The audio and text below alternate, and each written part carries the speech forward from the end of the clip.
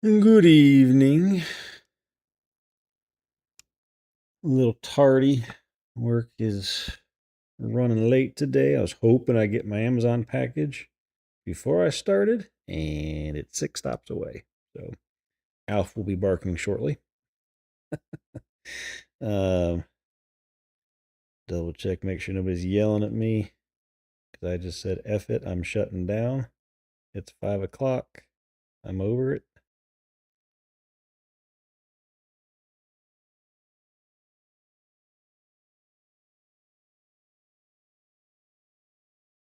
Let me see. Yeah,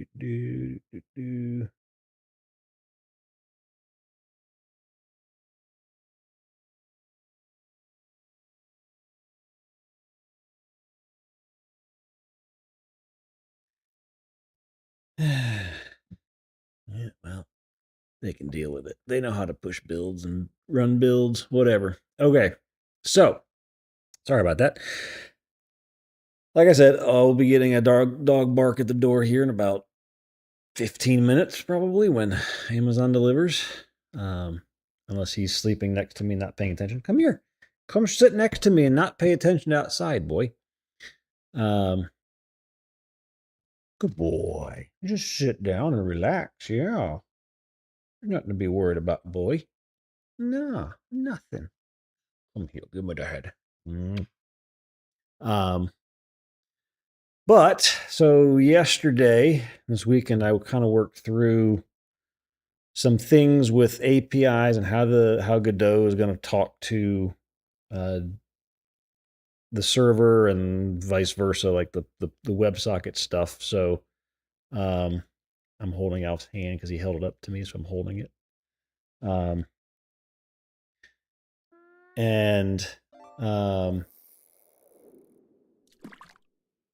I decided to stop using SignalR because it was way overly complicated for what we needed.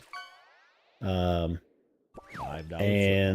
we're just gonna kind of roll, not our own WebSocket. It's still using WebSocket libraries and everything, but not the full-blown SignalR. It was just too much, too complicated. Welcome in, Shark. So, and on top of that, it was kind of, what are you doing, Alf?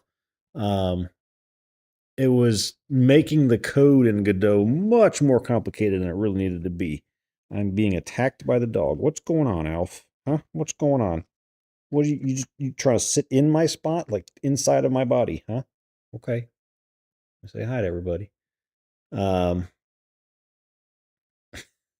love you too, boy. But it was overly complicating the Godot code to handle all the weird SignalR stuff. Now we're just kind of using a standard. You got a packet, and it has an end, a beginning and an end. It says no, and you don't have to, nothing fancy you got to do to make it work. You have to look for different line endings and weird stuff like that. So, I kind of worked that out, and also the other end of it, calling to it, making sure we didn't have any problems with JWT and all that stuff with Godot, and that's all working. So what I ended up doing was, as I know it's a really good scene, but I made 3 buttons. One to log into a temporary login API with hard-coded stuff. One to call a protected route, aka something that requires you to have a JWT token that's valid, or JWT. T is token, so JWT that's valid. And then one to actually connect to the WebSocket that also requires a JWT, and then make sure we were getting actual push notifications from the web server. So, and so, yeah, we made this beautiful scene. We attached a script to it. So if I go over here, we've got this guy here.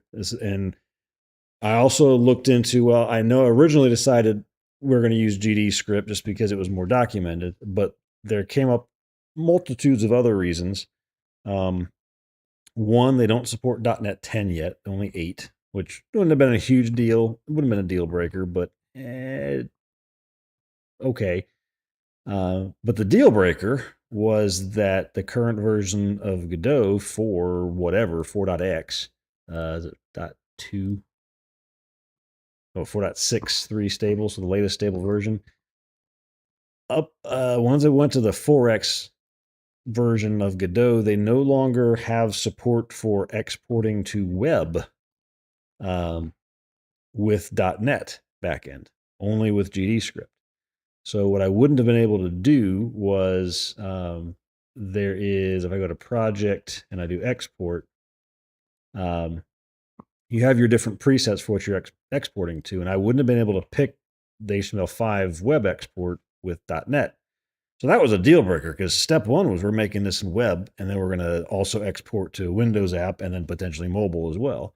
But it needed to work with web, so that was kind of the deal breaker there. So we stopped. I definitely kept off of the .NET road. So we're going to stick with where we're at, and then and then we're going to stick without Signal R. So that simplified things. And then I tested all of those decisions out. So like right now, I can pop this and run it in the browser. There's a Godot. It runs it. Here's my tiny little buttons, and I can't blow them up because I don't have it scaling or anything right now. But I can log in, succeeds, it gets a token back. I can call a protected route, which is basically asking who I am, and it tells me what my token was. And I connect to a WebSocket, and once it connects, every 5 seconds we'll get a tick push from the server. So there's another one, and it'll just keep doing that. So it is all working. Like all that is wired up and working in Godot, which is good because that's where it needs to work. So so that's what all of this GDScript was here, just setting things up, wiring up the buttons to do certain things, doing setting up the process function in Godot. This is, if you're not familiar with it, which I'm not either, but I'm learning. So GDScript is not Python exactly. It's similar to Python, but it is not Python. Like you can't just pop some Python in here and it'll work. I think I read they used to use Python or what was the other language they had in there? Another language they used at some point. But both of them required a lot of extra overhead, and didn't really meet the needs of the of the engine. So they just rolled their own. So so it's kind of looks like Python, but it's not actually Python. There's a lot of built-in things that are not in Python. So like the process method here in Godot, it says it right there. Now I see this giant pop-up here, but every idle frame in the application. So basically, if you're running something at 60 frames a second, if you are being super loud chewing on that, I'm sorry. It's so loud. It's so loud. I love you, boy, but it's so loud. I know they can't hear, but I can hear it. All right, keep chewing. Keep yourself busy so you don't bark at the delivery guy because I feel like he's coming soon. But basically, let's say it's run at 60 frames a second in a web browser. 60 times a second, potentially, maybe less if there are some work frames that have to happen there. This method gets called. And what this will do is every frame it'll say, okay, make sure I'm in a good state, pull that socket, see what the state of it is. If it's open, then if there are available packets on it, go ahead and pull those down and handle the push message.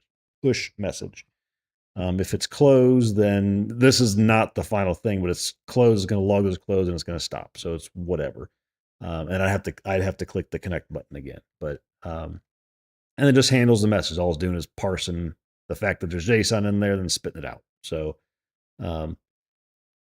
but all of this is new to me. So I'm learning. I learned about all of this weekend and last night while I was playing with it. So we'll be getting into more of it, obviously, as we go. So But yeah, so that all works. It was just a throwaway proof of concept. Let's make sure that we don't have any major things that are going to bite us when we get to actually needing this after we're done.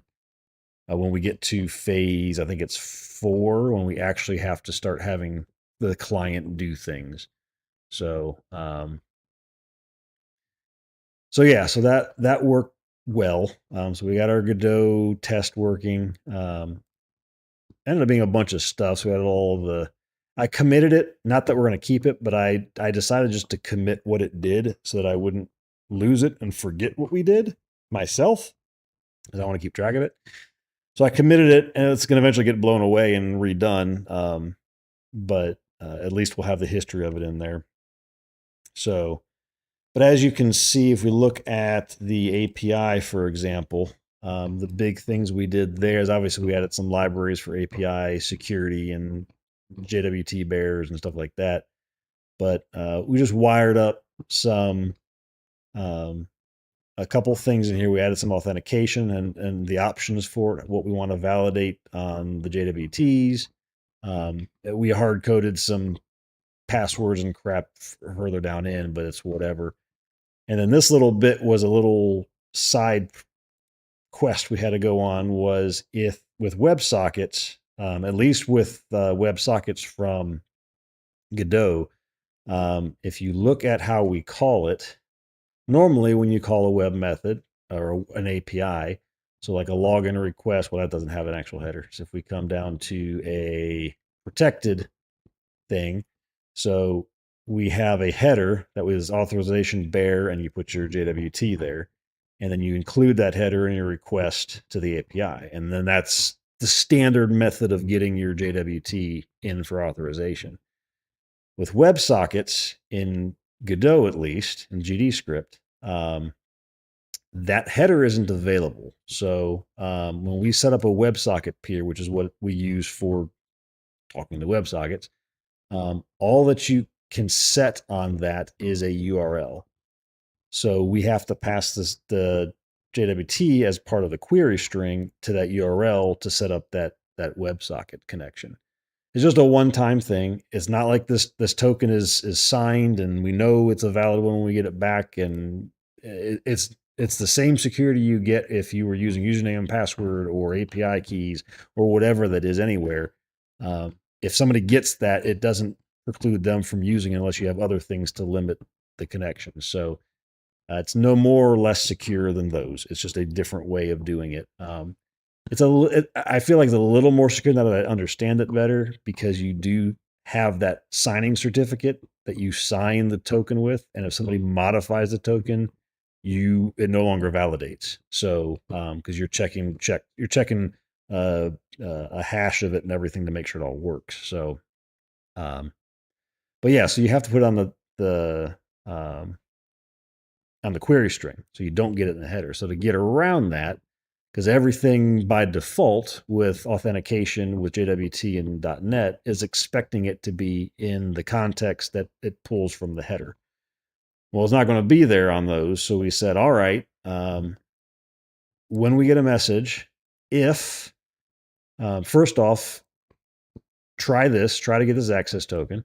If it's not null or empty, so if we actually get something there, and we are calling the real-time WebSocket thing to get set up, then go ahead and set the context, the token in the current context, as the access token. And then what that does is it makes it so that everywhere downstream that is looking for that doesn't have to change. It doesn't have to think, oh, well, was this WebSocket or was this not? It doesn't matter. This is fixing that for us right up front. So we added that little bit in there to figure all that out. And then we go back to where'd it go? There we are. If we go back to in here, where was that going to be? We got like the push ticker. It's kind of boring. That's kind of too low down. Let me go here. Yeah, so here is the add and the remove and the broadcast for the sync. And the actual call in is here. So this is the real-time endpoint. So this is where we map real-time test that we threw in, in here. So there's your real-time test path. We check that, and when it gets called, we register, assuming it all authenticates. Like it's got this require authorization. So just by putting this, that is going to validate the token entirely for us because of all the configuration we set at the program level. That's all we need to do to validate authorization for this. At least this test. There's going to be probably more complexity when we actually implement it, but that is not necessary to prove that it worked with Godot. So it goes in and registers you in the async registry, and if it gets disconnected, it'll remove it and all that stuff. So, and then what that ends up doing is since you're in the registry, whenever we need to broadcast something, so it's actually here, this little ticker here, we run this while loop forever, basically, as a background service on the API. Again, not normally what we're going to do, but this is just proving that it works. And you call this broadcast async. You say, hey, I want to send this tick, and I want to send this timestamp and the stopping token. And that will end up calling the broadcast sync here. This is a very poor implementation of it. It is not what we will do in both cases. So in both here, this is not what we would do. We would not say, okay, well, we want to broadcast it, and we want to wait 5 seconds and broadcast it again. The problem with using a wait here and the way this is set up is if we had 10,000 things registered, this broadcast async would probably take more than 5 seconds to return. Then we wouldn't be doing this every 5 seconds. So this is a terrible example, but it's the idea, right? We only had one at the time, and it's a few milliseconds delay is all you end up getting. So we broadcast it, and all that does is it goes through, okay, for everything in all my sockets, all the registered sockets, go through it. If it's open, then try to send the message to it. It queues it up in there, and it waits for the recipient to take it. Again, another thing where since this is doing one at a time in a for each loop, it's horrible because this is going to wait until it gets picked up by the client. And that's just going to make this take forever because the client while it's checking a lot in Godot, there could be backup and reasons why it doesn't check, or somebody gets disconnected and we don't get deregistered here, and we sit there and wait till we time out, right? So a lot of things would change about this, but that's the general idea of the WebSocket, is that you do this send async, and then this thing basically throws it in the queue waiting for the client to check in to see if there's anything it needs to get. And when it checks in, then it gets it, right? So it's a little like when we looked at it and we saw the test in here, and I can just run it in here and do the same thing. Log in, connecting to the WebSocket. It's a little misleading when people say, oh, it's a push notification. It's not really a push notification. It technically, it kind of is, right? Like the server is initiating the message to you, right? But you still have to go out and check for it and get it back. So it's not being pushed to you directly. It's just sitting in a queue waiting for you to check on that WebSocket to see, hey, is there any messages for me? So it's kind of a push from the server, but you're really requesting something off of the queue in the end. So yeah, so that's that. That is our little test for WebSockets and JWT, and all that stuff's working great. But like I said, I committed it just to have it, and it'll get blown away when we actually get into it. So yeah, so figured all that out yesterday. That was or this weekend and yesterday. That was interesting. Learning more about Godot, like scenes and nodes and how to set global variables and everything, and yeah, so and how to export to web. Like I had no idea. We learned it all. So yeah. So that was that project. The project today, I think, I'm gonna go look at our plan because I don't remember 100%. I think it's where we're at. I think we are at the point that we are ready to make the subland blocks. Because we have in, where am I going here? API.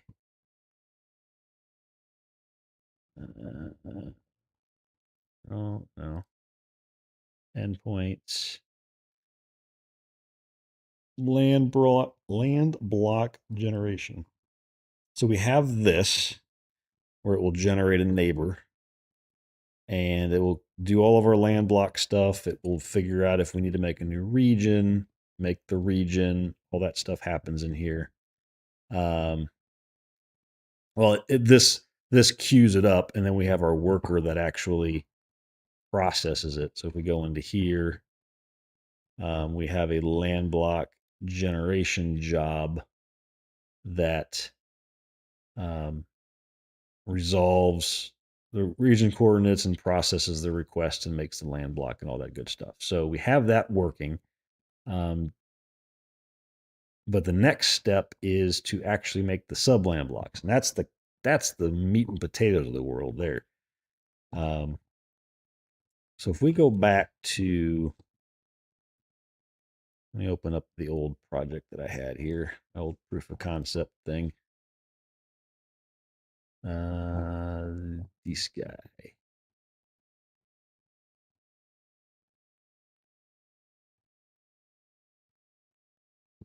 So this is a single land block, and each one of these in little boxes is a subland block.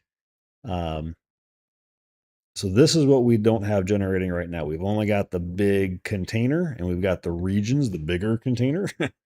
Now we're going to make the teeny tiny little land blocks, and that requires generation algorithms and everything to figure that out, and all the weights and whatnot to make this work. And this is an okay generation, but is by no means final. And am I happy with it? It's still too busy and too not realistic. So it's okay, but it's got a lot of long ways to go. We got to tweak a lot of things. So this is the next step, is to make this stuff happen. And we're gonna steal some of this code. And we're not gonna steal it because hell, if I want to keep this stuff is not good. It's a very, very rudimentary, lots of hard coded stuff code. But it's going to be just the same idea where we figure out what's around us and start generating the block around it. So I'll feed this in to Claude and say, hey, start here. But this is what we're looking for. And I'm not even sure how well Claude, I'm going to be able to explain this to Claude. I think that some of this is going to be, I'm just going to have to get it to get me a framework, and then I'll start putting some of the meat inside of it. So yeah, so that is what the plan is for today, is a teeny tiny land block, subland blocks. I do want to double check. Like I said, I want to make sure that is our next step before I get too far. Alf, you are so loud today. You're killing me, boy. Let me see if we have passed the delivery man's. Hi. Yeah, you enjoying your toy? I hope you are. It is delivered. And you didn't say a word, and you didn't even know. It's sitting on the front porch right now. Yeah. And you don't care. I'm going to go get it, though, because it's just getting up. So I will be right back. Hold, please. I don't want him to go crazy on me. So be right back.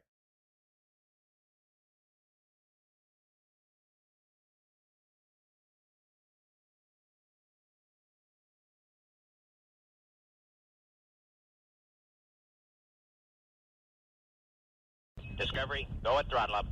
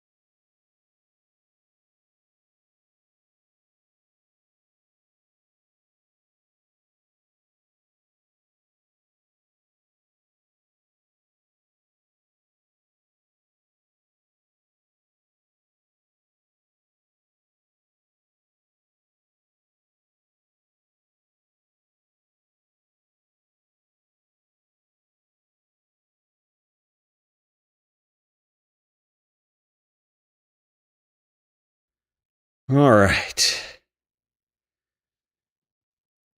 Thank you for the follow, boss. All right, now he's just going to stare at me all evening while I leave this box next to me because I don't want to open it right now. None of it's for you, I promise, Al. None of it. Nope. It's all Daddy's toys. It's a replacement toy for a toy that may or may not have spilled a glass of water the other day on the receiver for a wireless headset that does no longer work, and there is no replacement for it anymore. It's too old. So, yeah, might be in that box. A new headset. Anyway. All right. So let's look at the doc and just make sure I'm in the right place. Actually, that's not the right one. We want to look at the to-do. This is our check mark stuff. So we finished our land block generator. We got the on-access patterns done. Adjacency expansion on discovery is done. So now we need to do sub land block generation within the land block, and then we can go from there and get the rest of that. So yeah. Where to start with that? So we have our little app. Let's pull up our admin to remember where that stands. Tools, admin tool.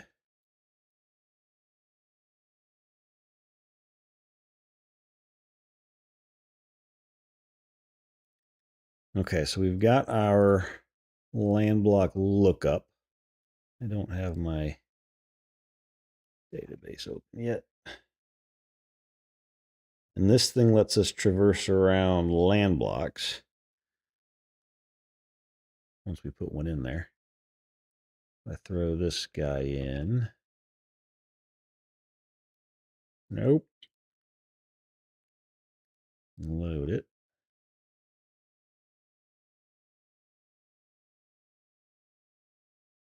Really? Did I not copy it all or something? Did I do a dumb? No land block found, huh?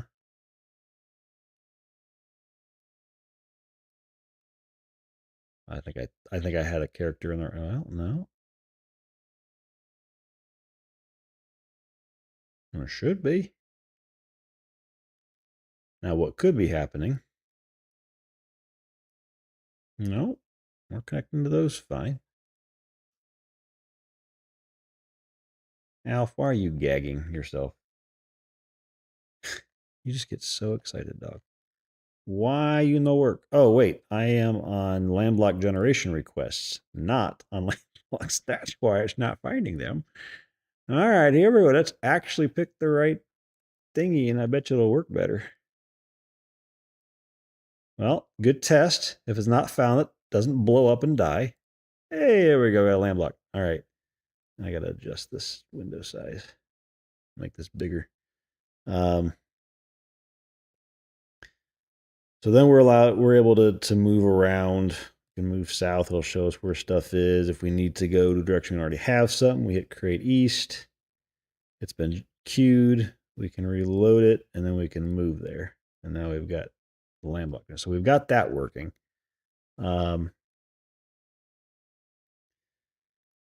And then what I'm thinking for sub land block is we make a new tab or a new entry here on the side that is sub land block. I guess we can call it lookup. Why not? Where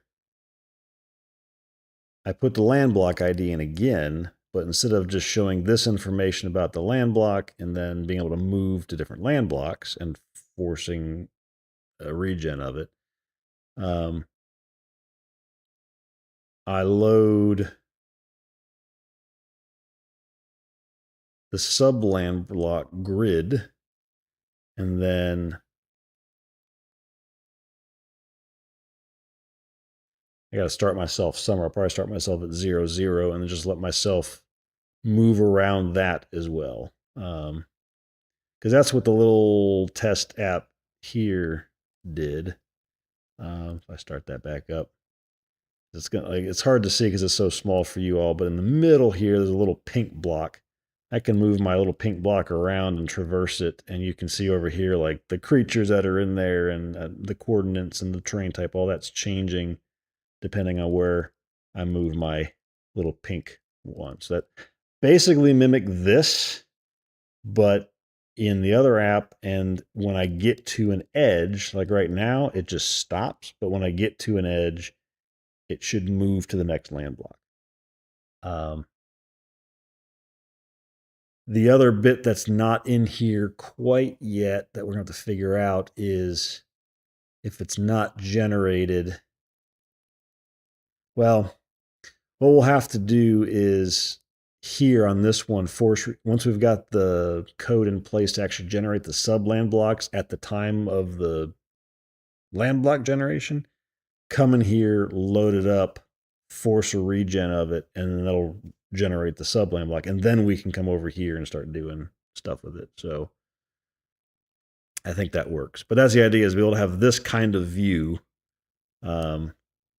on another tab here that we can traverse around and see things. Not necessarily all this other detail. I mean, some of the detail we're going to want eventually when all the properties get put on it. But for now, not really.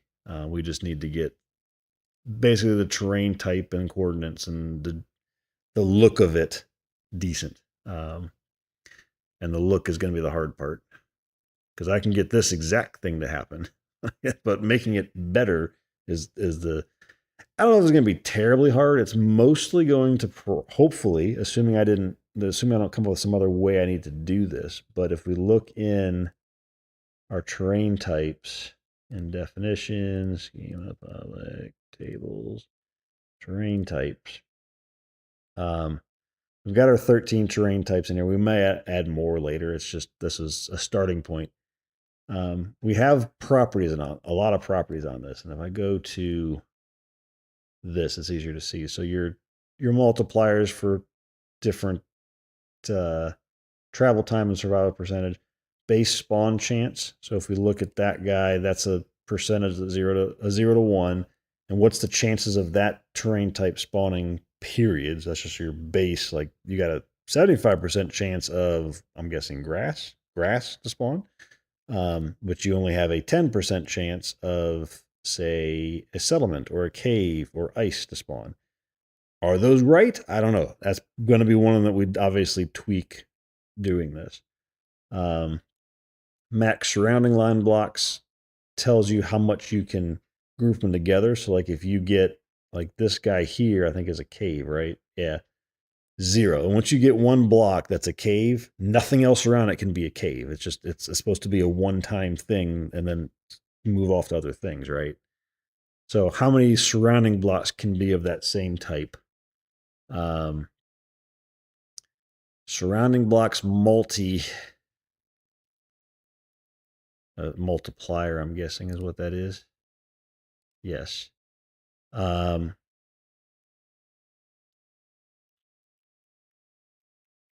don't remember what that does. I don't remember what I do with that one. Multiplier. Let's see here. What did I do with the multiplier?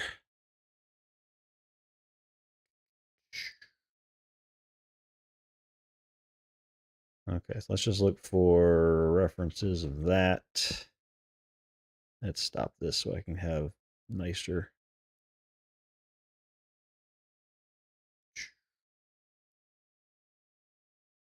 That's where they're all set. This is where we use it. All right, so if we have that terrain type as a surrounding block, and we're less than the max that we can have of this terrain type, then we have a multiplier bonus, and that multiplier bonus is then used here. So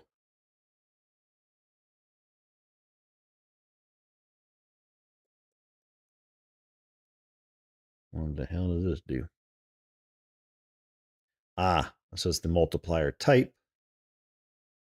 So it's your base multiplier. There's a different, I had different types of multipliers on top of that, depending on how many you had surrounding you. So like as you got further, as you got more around you, it would go up, or it could go down. Like if you had more on you, it could go down as you had more around you to reduce the chance of another one, or just unchanged.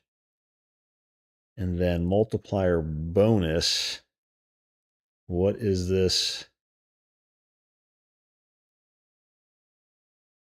There's a base chance of spawn, which is a decimal. Is it a decimal? What is it in here? Is it under this? No. Which one was it? Is it under? I don't remember where the heck it was. Let's go to definition. Actually, I just clicked this. What am I doing? Oh, it's just further up. So it was a sub-zero, and this was a big positive number. Interesting.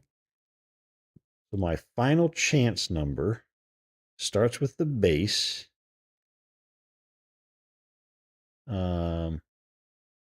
Then is multiplied by the multiplier plus the bonus to get final chance. Then we have our random number generator, max roll value. Okay, so it does something. I wrote all this code many years ago. I just don't remember why I did what I did. Include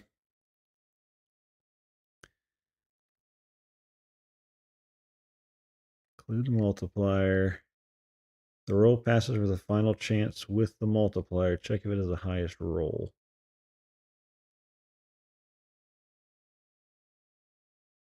I added comments, clearly not enough.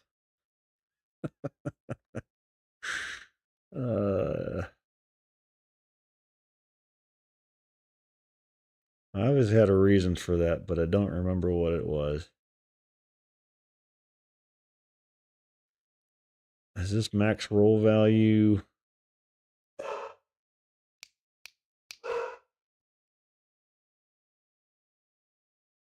That's enough, boy. No. No. Come here. Come here. Come here. It's just thunder, Al. You're gonna survive. Hang on a second.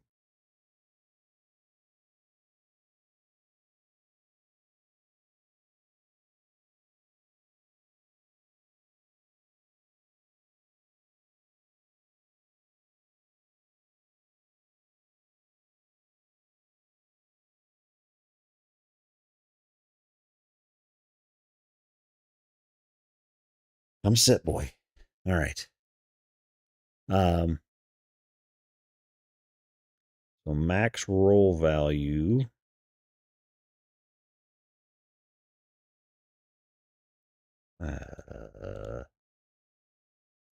This did find all references. Go to def and declaration. It's stat. So 1,000 is your max roll value. All right. So that's why it's not just a sub, not between 0 and 1, because you get your max roll up some random number, final chance times your max roll just increases your value. So, yeah. We'll see how Claude interprets this. How about that? We'll let it read my code and tell me what I did, because it's just weird. Anyway, all right. So we have that. There's an additional multiplier to make it more frequent, I guess. Like, I'm not sure why Desert has a 10 and everything else is a 2, 4, 5, or 3. No idea. And then we have passability requirements. That's just going to be some JSON we set later for like, do you have the equipment to traverse the subland block? And then this guy here, and click one of them, determines for that land block type, what are the chances of getting the other land terrain types, not land block type, terrain type. So if we are currently in trees, what are the chances of us getting all of the other types? Base multiplier. So if we take this into account too when we're, so it can increase, if you're in trees, you have a lower chance of getting, say, a cave. Or if you're in grass, you have a lower chance of getting a cave because that's not really cave territory. Now, if you're on mountains, so if we look at mountain, this guy, the third one from the bottom, then our cave chance goes up. I think C is cave, right? I imagine it is. Yeah, C is cave. So now you have a good chance of it because it makes sense to have mountains or a cave in a mountain, right? So, or next to a mountain. So that's another big determining factor of how it made the different patterns of the generation was I don't let things that don't make sense to spawn next to each other spawn next to it, right? So that's what this whole adjacent spawn multipliers is for, is to adjust that percentage. Then there's max blocks per land block. These don't think they're really valid anymore. Because we are doing 51 by 51, so there's 2,600. I must have been doing these like half size before at most. There's no reason why you couldn't technically have an entire thing full of grass, right? Maybe we put a little less so you have always have some variation, but that's just determines how many little subland blocks in a given land block can be of that terrain type. This doesn't sum to the total in there. This is just the max. I don't even know what that sums to, but that's much higher than 2,600. And then this is just the representation. So these values got pulled straight from my code in here that defined them all. So yeah, that got pulled from these guys here. So we got letter representation and then RGB value. So yeah, so that's going to be the tough part, is just getting this to work. I think the moving around it and once it's generated and everything is not going to be a big deal, but actually I don't even think we need a second tab right now immediately. I think step one is to make us, when we generate a land block, to also generate the subland block. So we would be inserting into, if we go to, is this the game MVP? That's not the right one. Or it doesn't look right. So we stop this. We go into our worker. So in here, process request, generate land block async. So this guy here is where we do all of our work for resolving our neighbors and making sure they all exist, making new regions if we need to, all that good stuff. Setting all of our adjacency data, everything. This is what builds that new one and then writes it at the end here, inserts the land block and updates adjacency data for stuff around it. So, or updates it if we're regenerating it. What will happen then is right after this transaction commits, we'll also then do, okay, now generate subland blocks for this. That's where that's going to fall.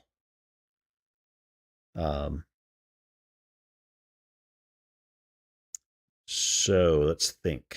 What is the best way to make that? Because we should have all our tables already. We should have in the world database subland blocks. So we have subland blocks. There's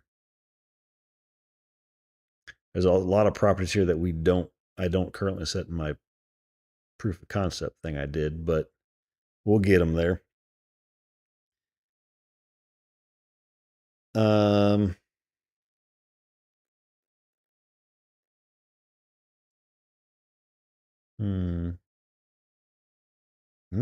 just trying to think, am I missing something other than just say, all right, let's analyze this garbage code that I wrote years ago, document to me what you think it's doing, and then we need to translate that into doing the same in here, right here, after this transaction. So, I don't know. There's much else but to say, hey, do it. All right.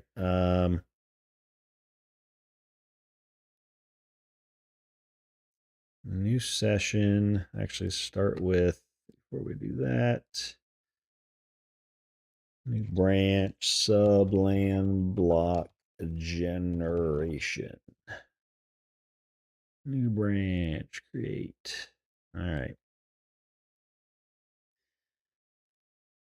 I'm going to have to add a folder so we can go see this easily. Code in here.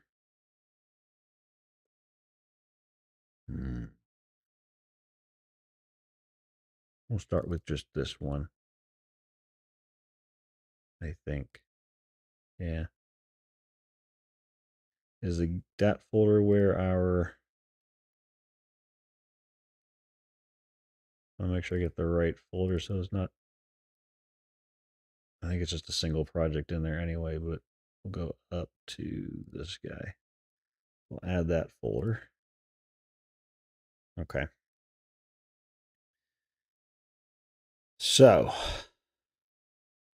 out of auto mode, plan. In the game MVP project, there is a very old, very janky.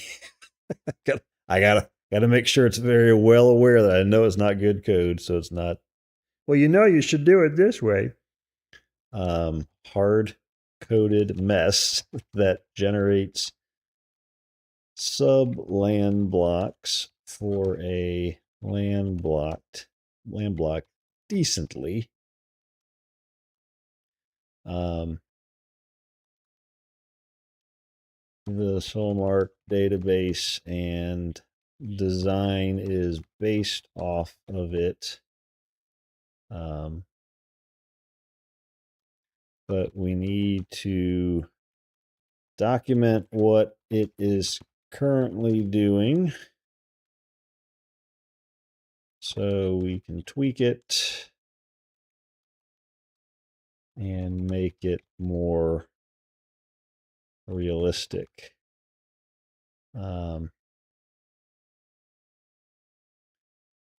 Please start there and show me your interpretation of the code. I'm trying to think what I need to give a little more direction on specifically what I want it to tell me, other than it's terrible.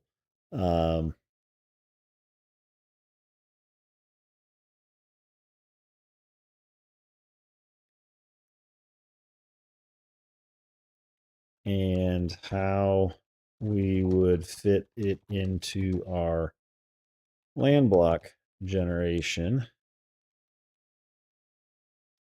after we commit the transaction of the new / regenerated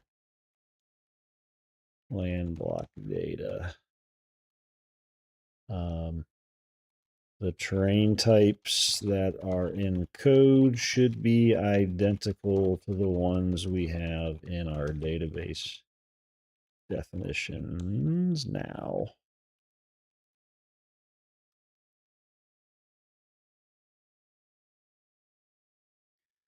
Let's just see.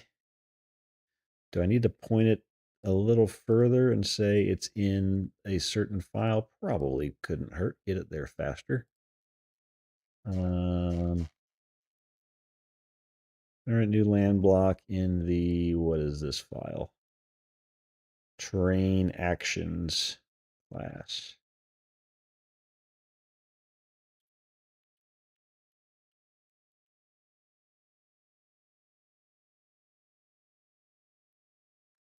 In the terrain slash actions CS, generate new land block method.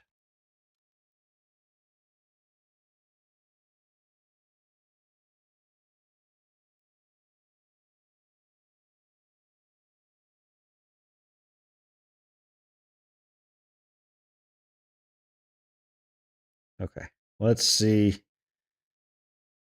how much it can understand what the crap I did. Because I don't even understand what the crap. I understood it when I wrote it, but I don't remember it. That's the problem. I don't remember why I did what I did. I have enough comments here to tell me that I do some crazy things to figure out a lot of hard coding for different land block coordinates and everything, about what's surrounding each sub land block. And then some math on here that I just don't comment well enough. Set multiplier bonus if necessary. All right, well, what's the multiplier bonus mean? Like, what is the intentions of that? I didn't write that down. I just made it work. What is this all being annoyed? Dereference of a possibly null reference. Yeah, well, accurate but not true in this code. Whatever.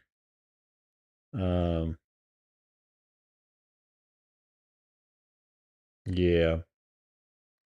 It's not a long bit of code. Like, this whole file is only 700 lines, including all of these definitions. So the method's only 250, 300, somewhere in there. Not a big thing, and it could be a lot shorter, I'm sure.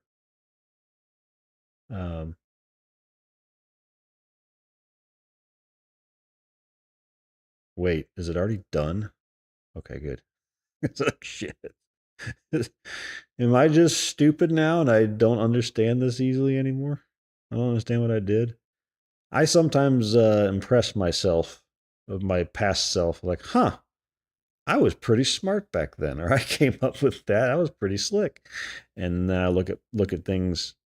Sometimes I do that. I'm like, well, my brain doesn't think that way anymore. And other times I look at it like, what the crap was I smoking when I wrote that?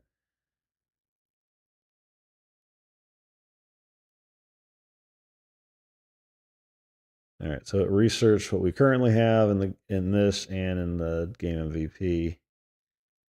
Now it is going to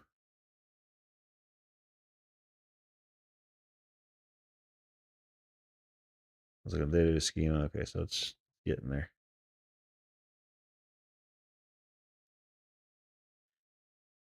While that's running, decided to change my streaming schedule a little bit, just slightly. So I used to do Tuesday, Thursday, and Friday. And then Friday was kind of my brain was dead. I don't really want to do anything but play a game. So what I'm going to do instead is just do Tuesday, Wednesday, Thursday. And it's always going to be game dev unless something just spectacular hits me, or like this Thursday, if it happens, might watch a Starship test flight. I don't know, because it's going to launch during the stream, like potentially. So this or space stuff, I'm not playing games has just been meh for me recently. So I'm having a lot of fun working on this and learning new things and making it come to life. So I'd kind of like to keep that ball rolling. So if I do streams earlier in the week, Mondays are usually days for catching up on stuff, doing yard work, crap like that. But Tuesday, Wednesday, Thursdays, I think is where I'm going to stick for now. And that leaves my weekends free so I can vegetate and not have to entertain people. Not that I'm that incredibly entertaining, but I try to share stuff. Hopefully, somebody has laughed at me being stupid here tonight. That's all that matters. Or at Alf barking at God knows what out front. Yeah, you. I'm talking about you. Come here.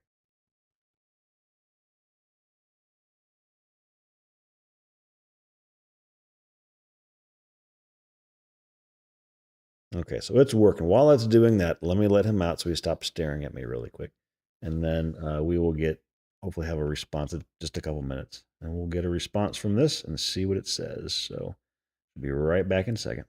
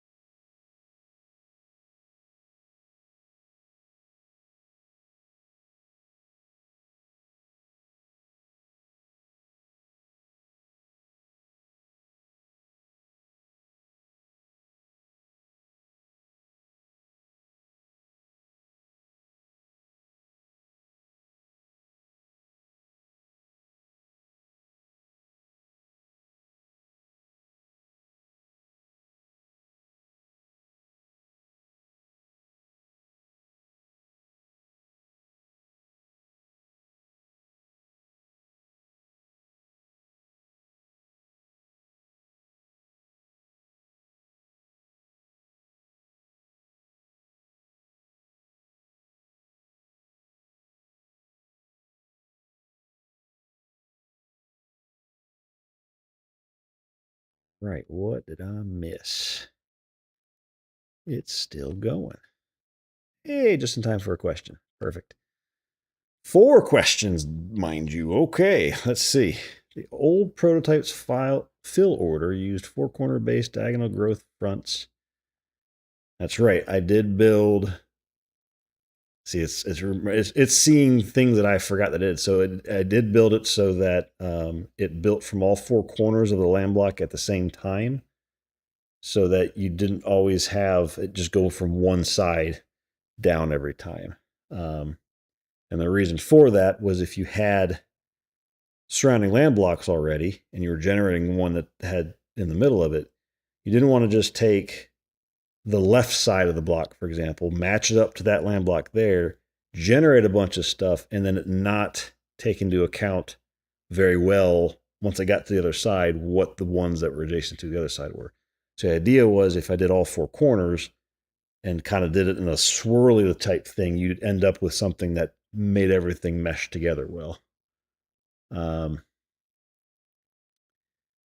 Was half broken. No, you don't say. A throttle knob that never got wired up. What are you trying to say? That my janky code wasn't perfect?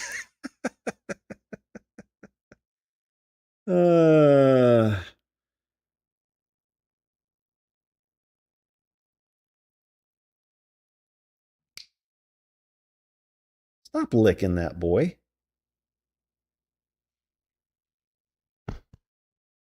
So weird. Why are you so weird today, Alf? Huh? Why are you such a weird dog today? Um,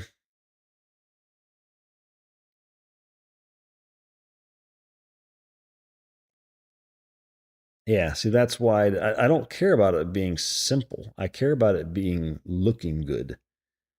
But let's see, the weighted adjacency math still does the actual clustering work, so visual reference difference may be minimal. The weighted adjacency math, yes, inside of itself, but not from the surrounding land blocks. That's the problem. Now, what I could do instead, there's a different there's I did the simple route when I did this one, right? And obviously on that test thing, there wasn't a surrounding land block to base anything off, so it was just always whatever. Um, what I could do as an other here is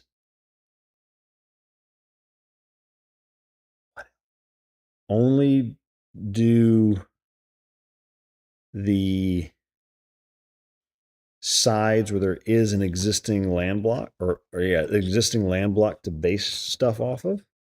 Um, I feel like that would complicate it even more though. Well, the problem is if you don't even base it off of, you're just building nothing, right? There's nothing. You have no starting point. It's just I'm going to do whatever. I feel like I have to do that. Um, the very first land block is the only exception to that rule because there will never be anything around it. The very first one that I generate, um, and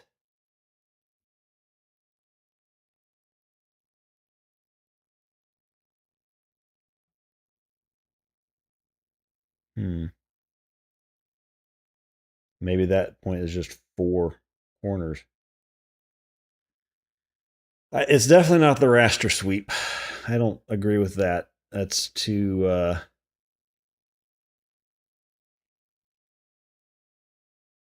I want the more organic looking clustering. Is what I want. Um, it recommends it too. I want to keep the 4 corner round robin to an extent.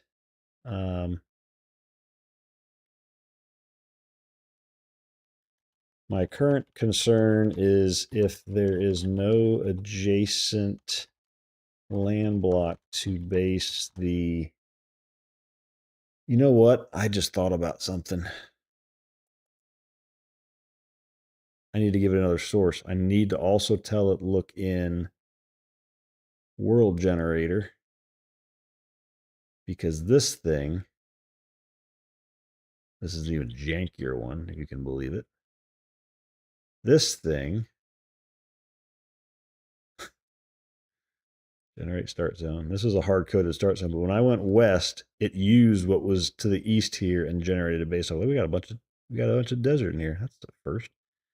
And then when you went west again, it generated based off of that adjacent land block. So I need to tell it to look at this too and how I did it. So this is in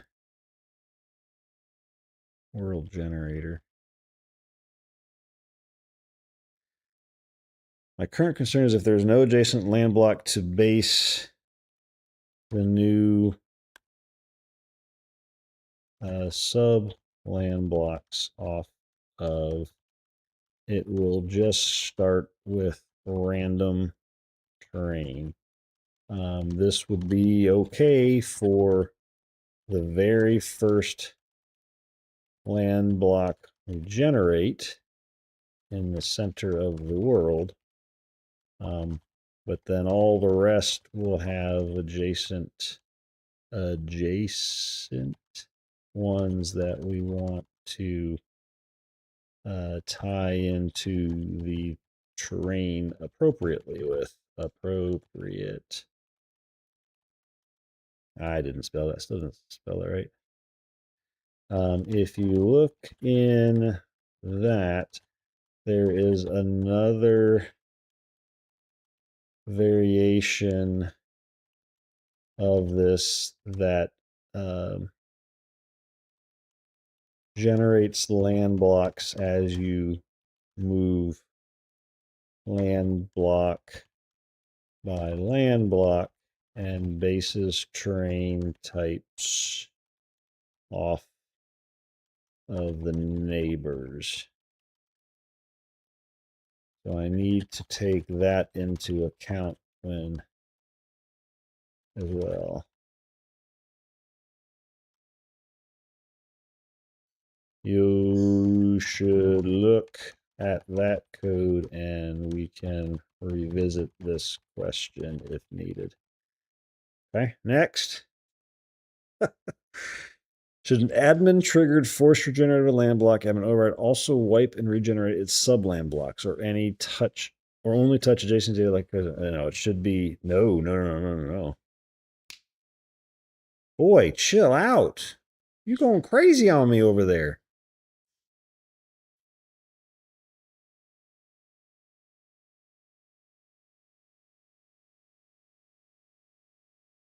See, the problem is like regenerating a land block, if all we're doing, it doesn't do anything. Like, when you look at this code, if we're regenerating it, all it does is goes, oh, I'm going to update the adjacency data. That's all it's doing. And that should never go stale. That should never need to be done.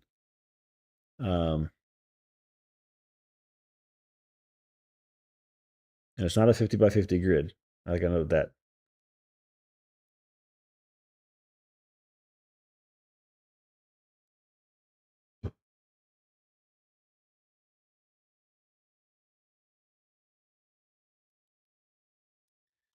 For now, it should regenerate the sub land blocks as well. It's a 51 by 51 grid, but I know the prototype I showed you is only 50 by 50, as that was done well before this application.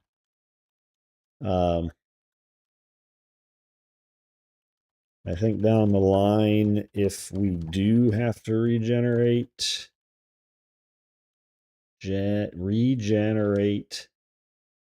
a land block with player, what did I call it?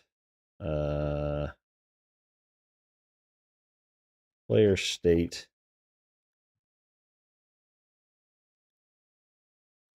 We would have to get creative on how we do that. But this regenerate is mostly going to be used during testing only anyway. Okay.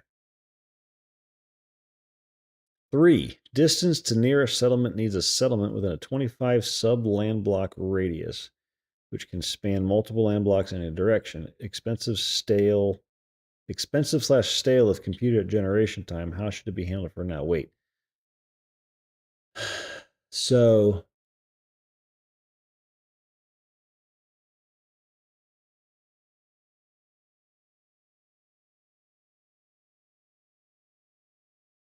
no, we should be able to fill it in no problem. We'll know about our adjacent blocks if there's a settlement in them, because we don't have to only ever look one block at most, one block in 3 directions, right? You would never have to look in all 8 because if you're smack dab in the middle, you are 25 away from the end of the each side of the block. So I guess you would have to look at all 8 then, because there could be a settlement right on the edge. Whatever. Still, it's not a ton that you're looking at. I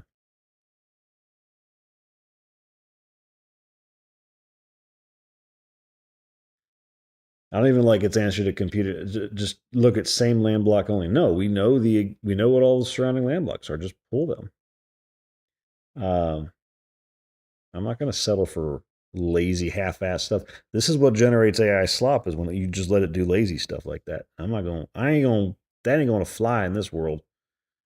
All right. So, it needs to be done at generation time, but that's not to say it couldn't change if players establish a new settlement in the future. But there's no reason we can't know about where settlements are in the immediately adjacent land blocks, and use that information during generation. You would just gather that info once up front and use it during the generation process.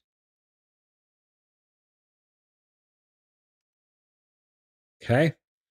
Elevation currently has no independent model. The plan proposes deriving elevation min-max from a static per terrain type band. Example, water ice low, mountain cliff high, plus small per cell jitter rather than a real height map. Is that an actual starting point for phase 2? Is it acceptable? Words are hard. Terrain type different brands. Simple, no schema changes. Ships now. Elevation is just a byproduct of terrain type, not an independent signal. Don't elevation yet. Leave min max at 0 defaults until the proper height map based model terrain, partly influenced by elevation, not just the reverse, is designed like needing a schema edition.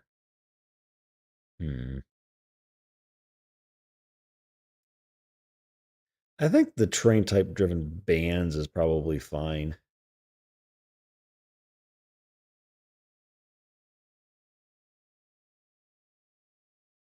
Driven as a byproduct of the terrain type, and the jitter can the jitter's in place, and you take into account what's around you. So say you go from grass to hills to mountains, it should know that, well, your grass is going to be lower than your hills and your mountains need to be higher than your hills. So it just needs to know that general thing. But I guess that's basically terrain type bands. So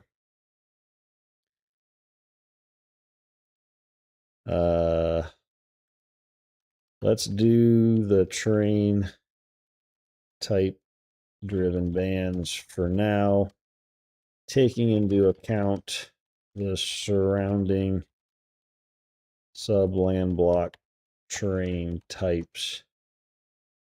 To determine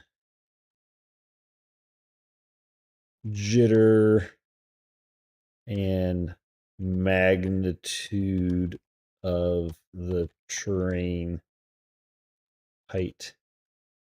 Wow. Height change. Probably some sort of max change allowed between sub land block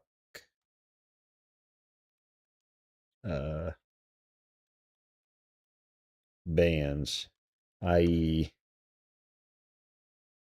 can only change so much between a low and a medium band, and same with a medium and a high band.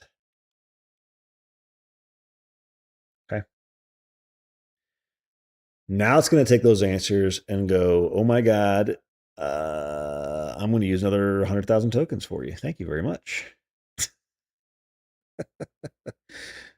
It's fine. We got plenty of context left in this session.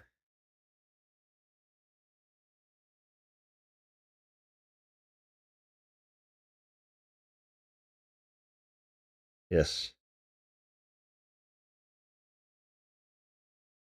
Yep, you definitely need to understand that. That's the idea. Thought about all this crap back in the day when I made those. So now we're just gonna refine on it.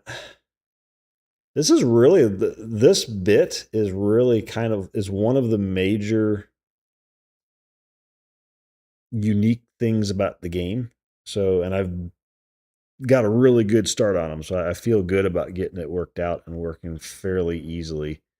Um, the other part that is in here that's not that we haven't gotten to yet is item generation.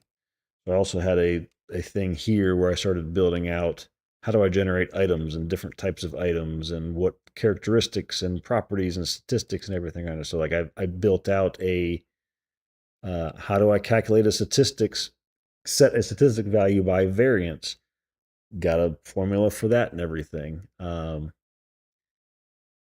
And I defined a whole. Now some of these, to be fair, are I took because a lot of my loot thoughts come from Asheron's Call days. I took a lot of that stuff and just dumped it in here as different statistics. Not that we're necessarily going to use all of them, but just to have I needed a pool of things to pull from, right? So, so that general idea. So I've done a good bit here too. Um, and like if you generate a weapon type, I've started down here. Like, okay, well, what properties and statistics are make sense for the different types of weapons? And again, this was based off Veterans Call, so everything was that, but we're going to have more than just medieval fantasy weapons and armor in this game and equipment. So it's gonna vary from medieval and basic stuff all the way up to technologically advanced stuff as things are discovered and your skills allow you to use them. So, um, but I've done a lot of that stuff. Like I've written a bunch of this stuff already and how it calculates all the different properties and whatnot. So I've gotten a good head start on a lot of the complicated meat of the game. It's really just building all the systems around it now, which is not an insignificant thing to do and some way to see it, right? All that stuff is just code driven on a console app or a basic Windows Forms app that was janky. So none of that was shippable. Got to make it all shippable now.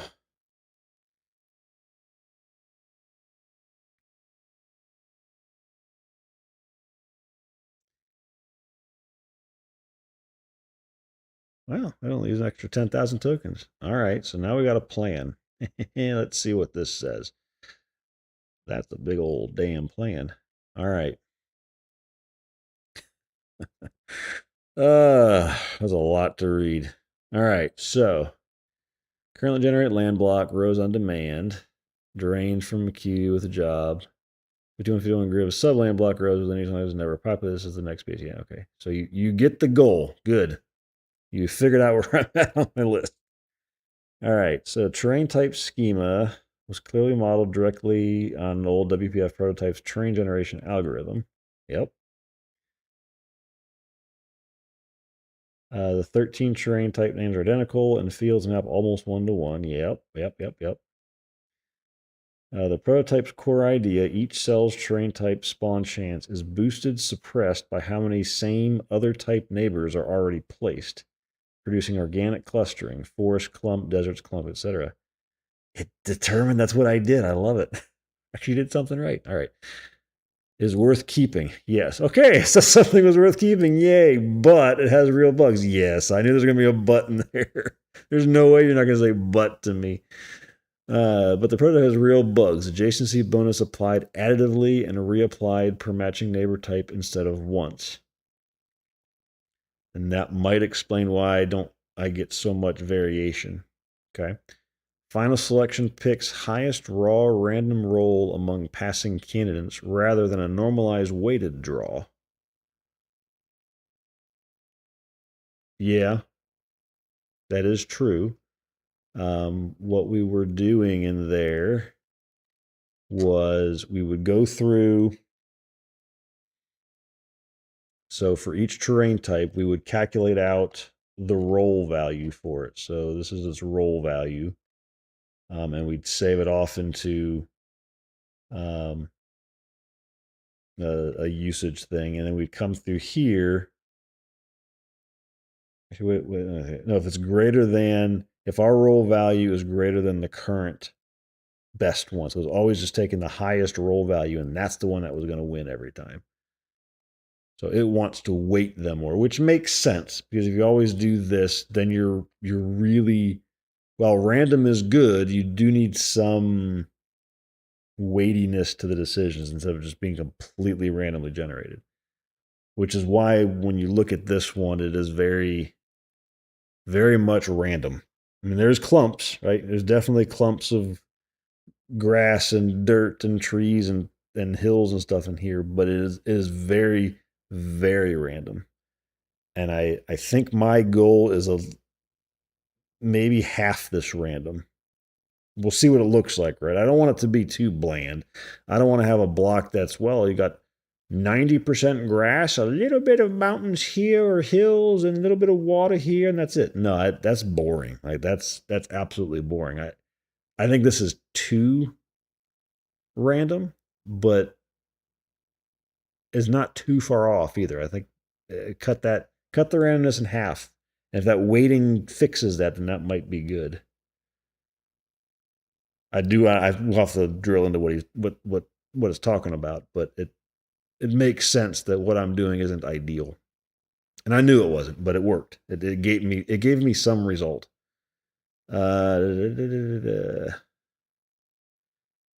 Unseated RNG, unbounded retry loop. Unbounded retry loop. Did I? Oh, I think I did. Yeah, because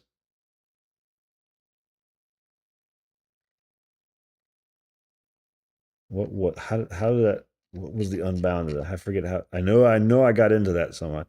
So new terrain type ID, if that never got set because this stuff never succeeded, right? I don't think that would ever net get set. I think there's always the first one will get in here. I think there is a chance where it doesn't pass on all of it, and it just keeps going until it finally does. So that's why it's unbounded, because you could not pass the roll value, your initial pass through all the terrain types, and have to go through them again to get one that finally does. So it's an unknown length of time to generate it. So definitely something I'd want to fix. Possible infinite loops are not great. Not great, Bob. Let's see. Fully unrolled 8-direction neighbor code. That should be fixed, not ported faithfully.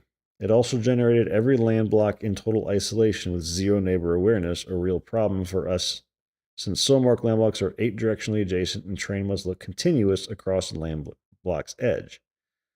All right, I agree. That was the intention of that prototype, and then this was the intention of the other one, is to deal with the sides. So a second related prototype, you can tell age. Like this was a WinForms app, this was a WPF app. So this was clearly done before I did this one, because I don't think WPF existed when I did this one. So evolve the exact same algorithm to add cross land block neighbor awareness. For cells on a land block's edge corner, it looks up the mirrored edge cell of an already generated adjacent land block and feeds that terrain type into the same surrounding type counts mechanism used for ordinary in-block clumping. No separate blend gradient step, just direct pull through into the existing weighted selection math for the outermost ring of cells only. It also uses a generate factor per corner, computed from which directions are. Oh, I did already do that. I did that. I talked about that in there, and I did do that. I forgot that I did that. I don't believe it now. I want to go see. I want to go see my geniusness. I did that? I don't remember doing that. Let's see. This is just the definitions of everything. It was probably under actions, huh? No, that's just get train types. Did I just put this straight up in the form code? Oh yeah, look at that. Yeah, baby. There's my hard-coded starting zone. Kind of looks naughty there. That looks really bad, actually. Let's continue down.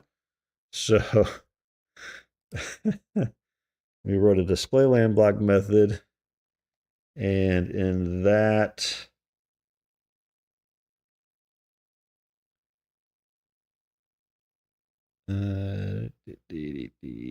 that just loads it. Generate new land block in here. Yeah. So in here,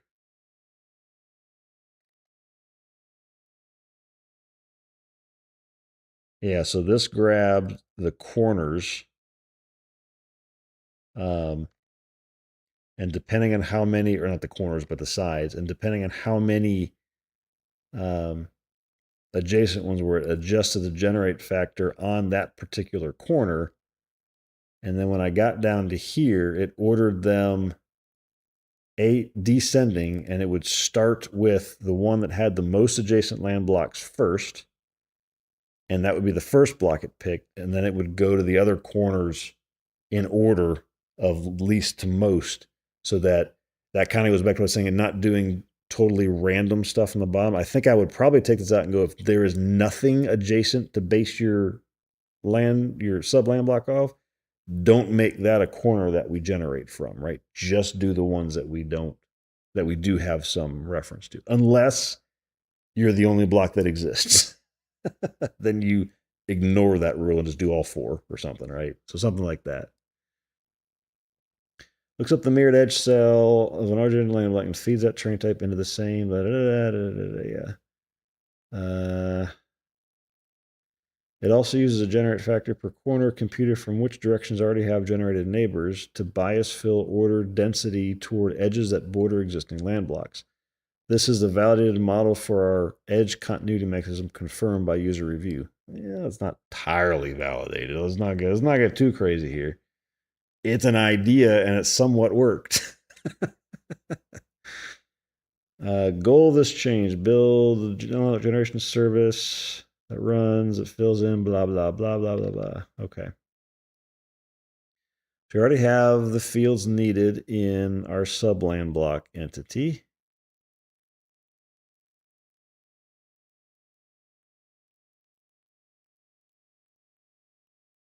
Yeah. Yep. Terrain type. Already seeded. Yep. And then this is where we commit our transaction for the land block generator. This needs to become record the result.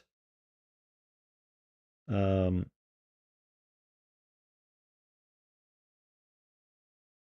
And then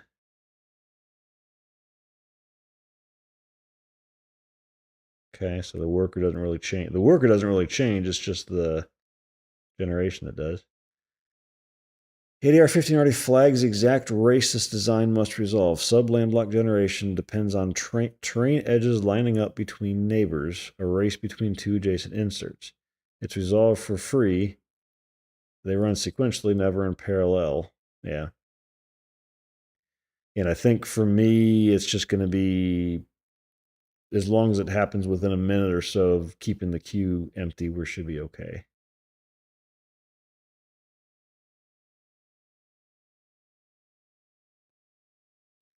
I think eventually we could look at having multiple running at the same time, as long as the one that's running actively and the one it wants to run do not touch in any way, shape, or form, and will not influence each other in any way, shape, or form. And then you could do some parallel stuff, but that's a whole nother ball of wax.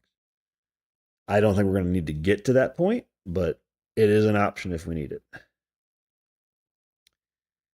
ADR 16 establishes this design. The precedent this design follows: a dependent right region auto provisioning runs in its own separate transaction, not folded into the land block's right transaction. Subland generation follows the same pattern. Yep. No existing memory cache uses anywhere in the solution. A new minimal caching approach needed for terrain type reference data. Small, rarely changing read on. Yeah. We did. We definitely denied the in memory cache.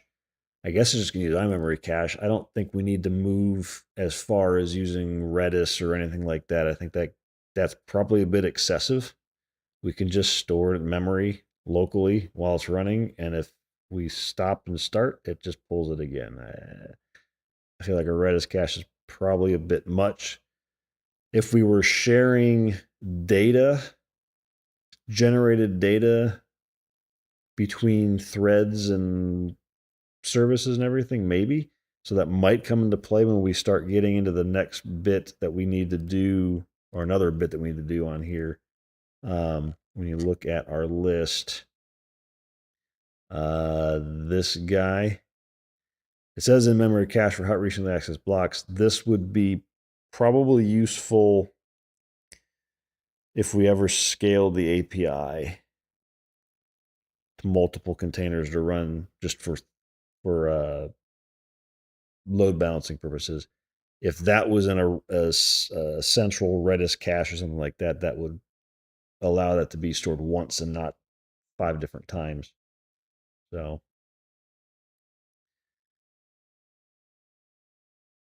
okay, yeah, so it's good that we're going to go ahead and get that set up for this because we definitely need that.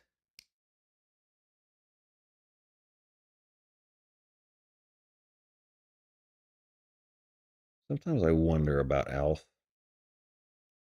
It's like he starts searching the ground as if he's searching for food, as if he doesn't get fed or he didn't just get fed. He's such a dickhead. Anyway, all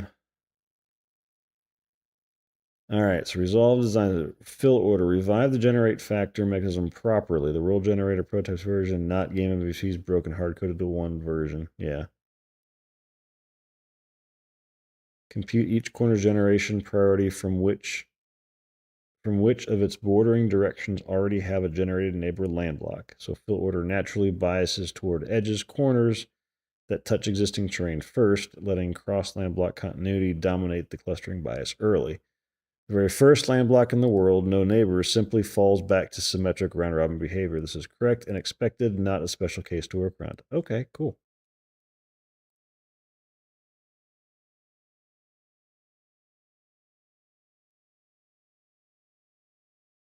I'm sure it's going to implement it way better than what I did, but I had the right idea. Admin over regeneration for now. We're going to regenerate subland blocks. Full wipe of everything. Acceptable. Yeah. That's fine.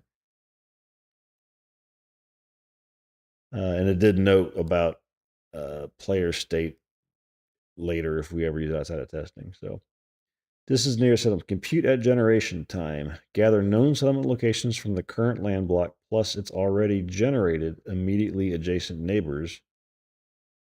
The adjacency data plus a has settlement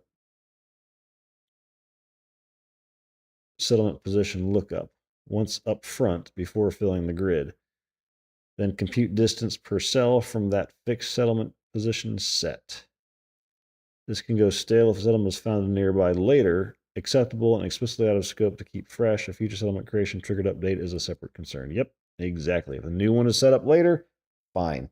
It's just gonna have to go update everything. And I don't even know my rules for letting settlements get generated later by players. Like I definitely can see it happening as part of land block generation potentially. But that's really it.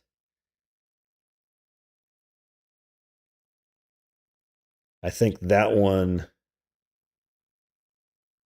the distance is fine. I think that how we allow a settlement to generate, there's going to have to be some rules at the land block level of how many land blocks have to be between settlements or something like that, just from an auto generated standpoint.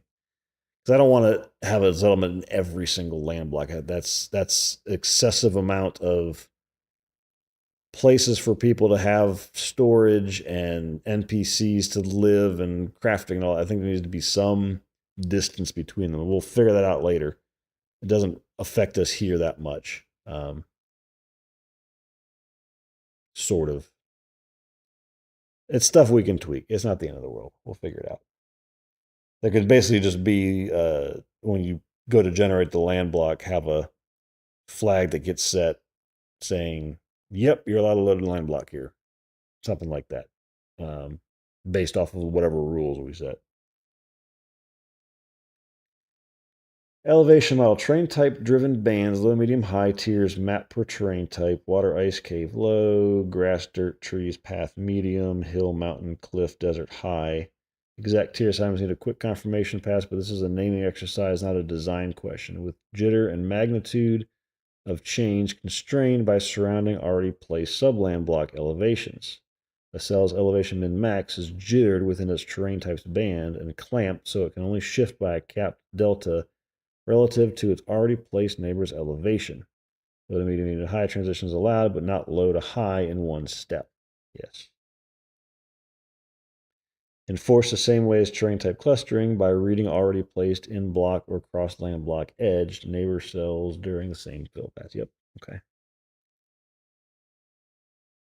I'm actually kind of happy that I was not far off. I mean, like I already told it was janky code, but the concepts are all there. I don't feel like I'm missing any major thing because I spent a lot of time on those prototypes. That was before AI existed, and I could ask, "How do I do this?" That wasn't the thing back then. And I still came up with it. A bunch of new files, as I would expect. Hook point, change, generate land block async return type to land block generation result, land block, and the outcome.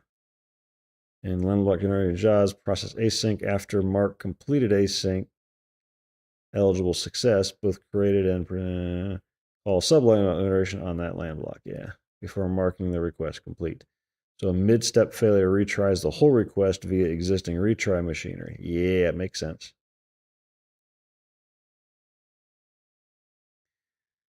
Subland block generation repository is a debitant. I always suck at pronouncing that word. It wipes existing subland block rows for the subland block first, then always does a full fresh fill. This covers both the new land block, no existing rows, and admin override generate cases with one code path, and safely handles a retry after a mid-step crash. Yep. So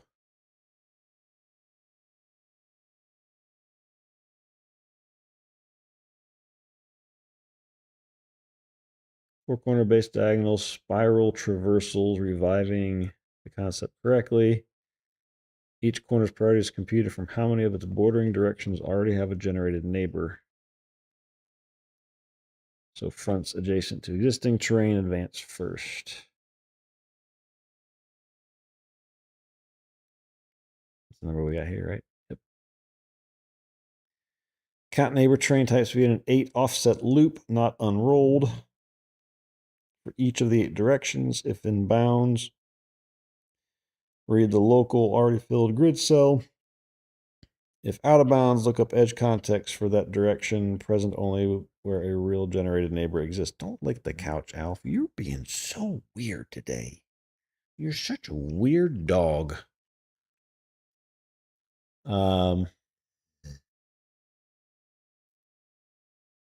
Weighted candidate selection. Apply the existing eligibility gates, not over max per land block. Placed shares pacing check. Compute weight equals base spawn percentage, multiply once, not per neighbor reapplied, by surrounding blocks multiplier.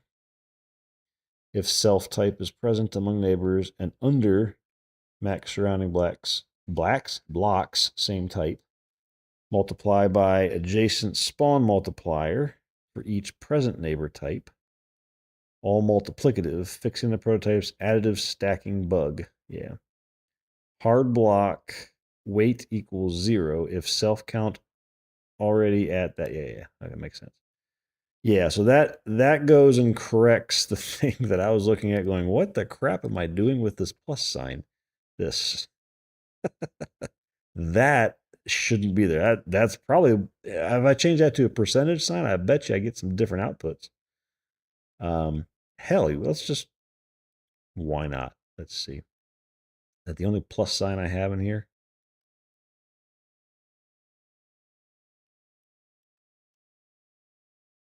Maybe that.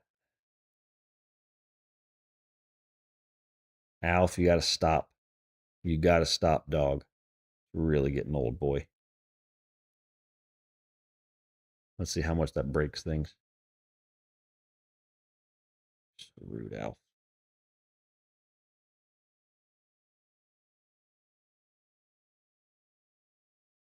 Or it never generates the land block.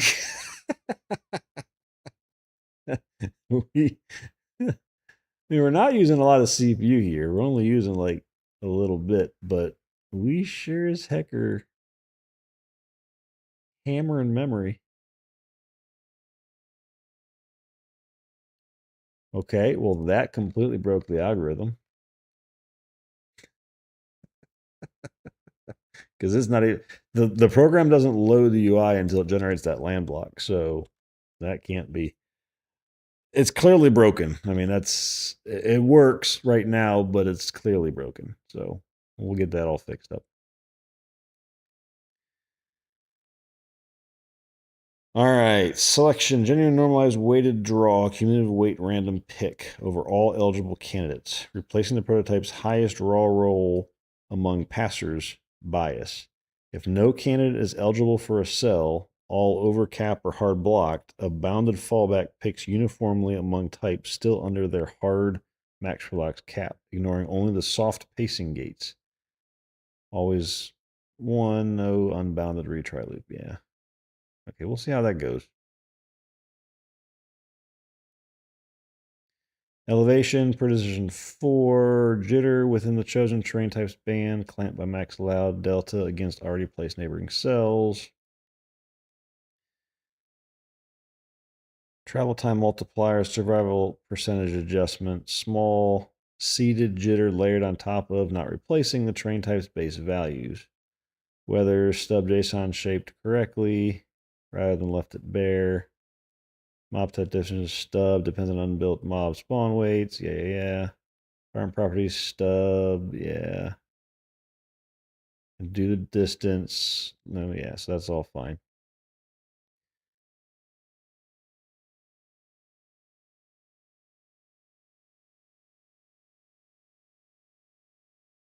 Yeah, so this is just kind of leaving the hook to get the Limen stuff in there. So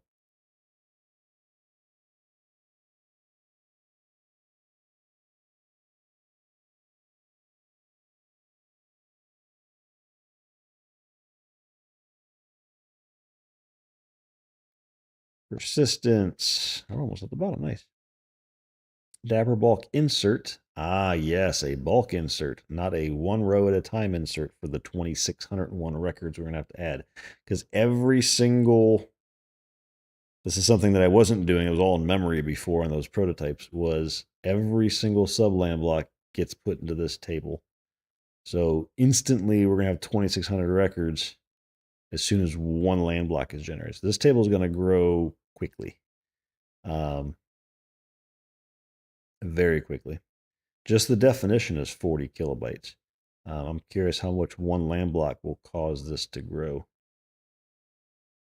I mean, heck, we've only got a handful of land blocks, and that's already 6 meg for that table. Just because of all the adjacency data and all that stuff. So, okay. So it's going to use Dapper bulk insert. Western rows in one round trip, no per row EF inserts, and its own transaction is separate from the land block right. Preceded by the delete for idempotency regeneration.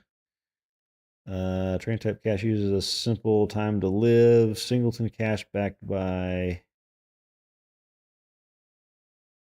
factory with no tracking reads. No existing cache commission to follow in this code base, so this establishes a minimal one. No invalidation hook exists yet since there's no admin train type edit endpoint, which is fine for now. Correct. Yeah, we do have to have a invalidation hook though at some point. Always the problem with caching stuff is you got to have a way if you need to force new data to get into there to invalidate it. Um, so, and it can't be okay. I'm going to go check the database every second to see if it's invalidated. That's not great, Bob. You really just need like an API call or something to hit in there and force something to happen. Yeah, verification, bunch of unit tests. Oh, we're going to start writing unit tests, huh? Have we written? I don't think we've written any yet. I didn't think we got any tests. Well, nope, no tests. There's nothing in here yet, so we'll start writing them, I guess. Unit tests against pure function, no database covering terminus output for a fixed seed, no cell left unfilled. Okay. I mean, I say do it, buddy. Let's see what you spit out, and it's going to be hard to see it initially because I'm going to have no UI yet, but we'll get there. We'll add that here shortly. Go. All right, take my code and make it better. And then I'll review it and tell you what you did wrong. That's what always happens. It's never right. So, okay.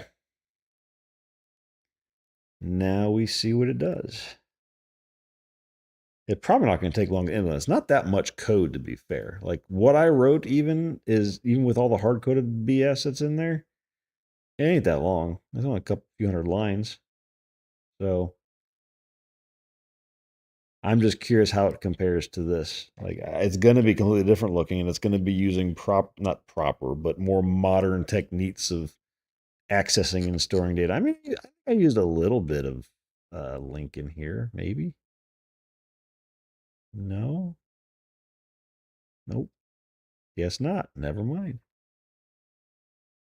I did somewhere. Yeah, I got like the order by stuff here. It's a little bitish. I didn't use a lot.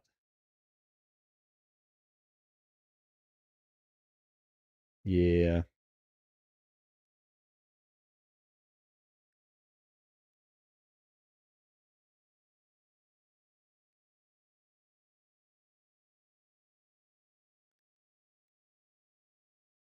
This and loot generation are going to be the fun bits. And mobs spawning too. I'm doing some unique stuff with mobs, so that'll be interesting to put together. I need to. One of the things that has to happen, like this is just building all kinds of stuff off of a bunch of dummy data.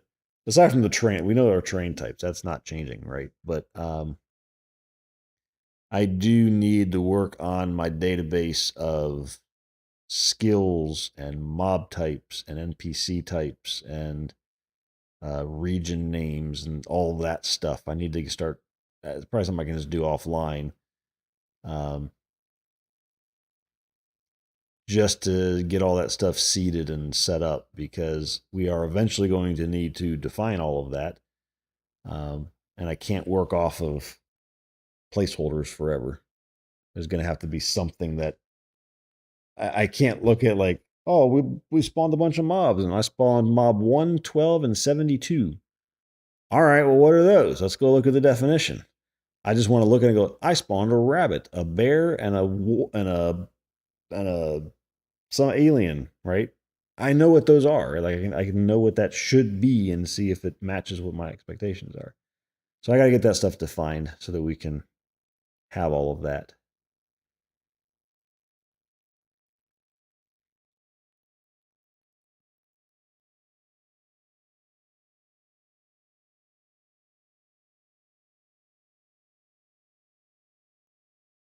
Almost done thinking. It definitely ported this code faster than I would have done it. Mine would have started with a copy and then a paste and make it work and then completely rewrite it. And it probably would have taken me a week and a half or two to do it. I mean, those prototypes, I don't even know how long they took me to make these. It took me to make these. And I did this when I had a full time job and everything too. So it wasn't pure time. But I don't know, like, if we look at in what would it be? Form 1 CS probably. This was last modified in 24, but that was probably me just updating its version of .NET to be useful. I created. Well, that's probably because I copied it here. I probably copied it down from the Git repo at that point in time.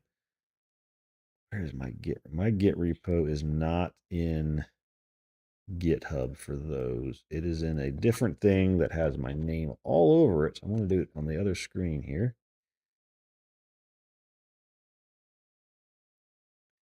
Let's see what dates we got in here. History.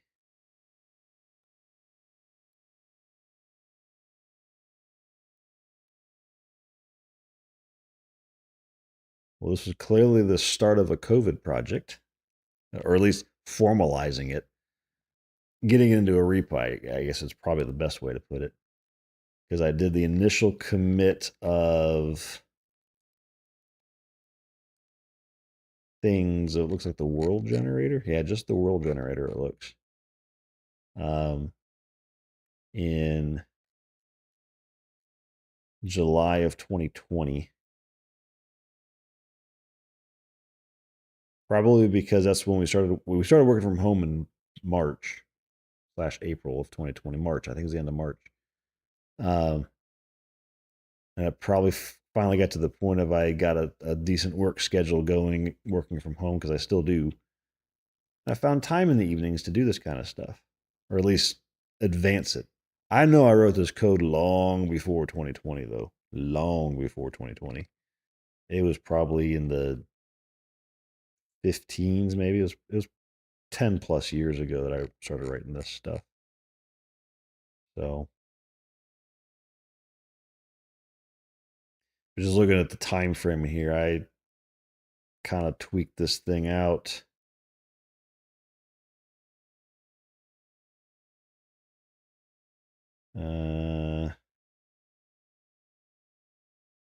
Over the course of the next year plus. This I kind of went through and wrote that. So it's been worked on for a while. I put a lot of time into that.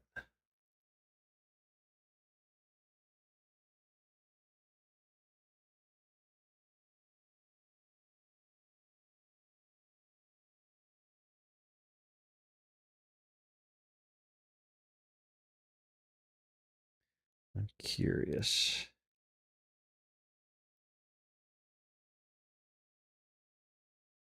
What are we doing? Not, man. Okay.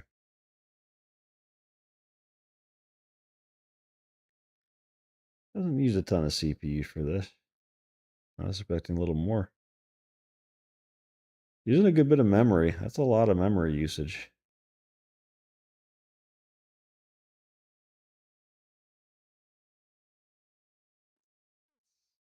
I just got a lot of stuff open. I got 3 versions of Visual Studio open. OBS is running.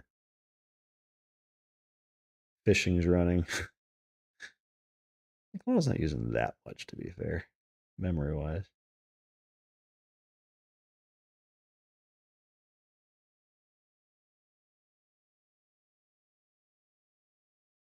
Yep. Now, that's a good bit of GPU, though. That's why we're not hitting much CPU. I think it's probably, well, no, the video encode is the GPU usage right now. I guess maybe some of the 3D. Yeah, it's using some 3, but that's just like this is using video encode, that dedicated part of the 4090 there, and then this is it just no, because this is the actual UI, this icon, right? This is one of its agents, so it's using the GPU for some of its work. I never really paid attention to what it does, but it's not using a lot of it. It's not stressing it at all. Not asking it to do anything too hard. So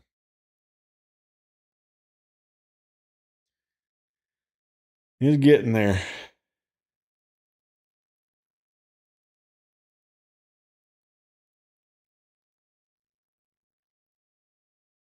Don't kick me out. Just sit there. Just lie on your side and chill. You're fine. Ow. Why are you kicking me? You butthead.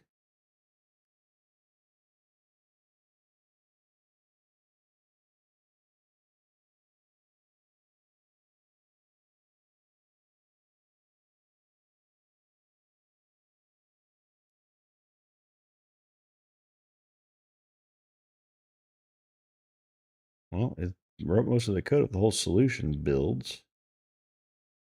I don't know what it's working on now. It says task 5 is complete. I don't know what number it's using here because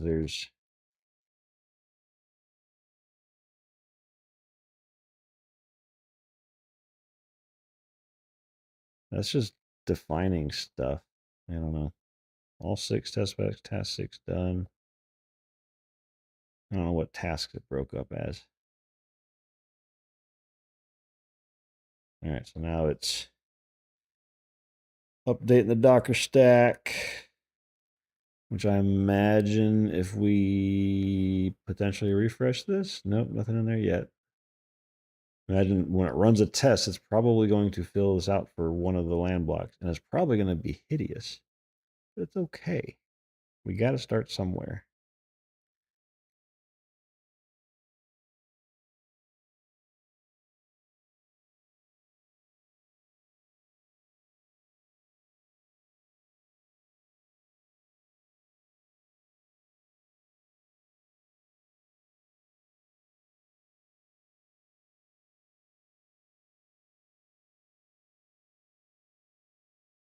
You might also just test in memory and not commit to the database.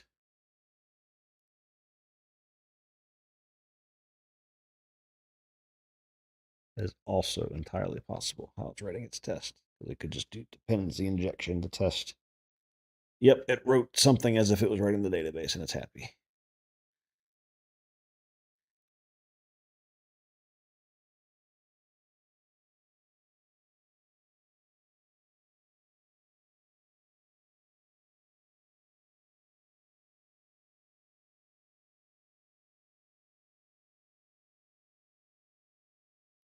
We'll see how long this takes.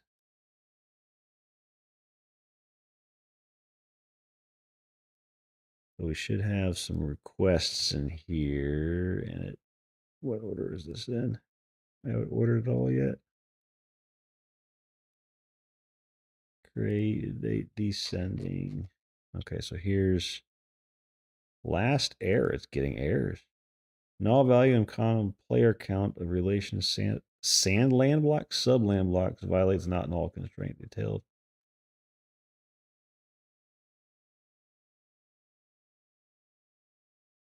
Okay.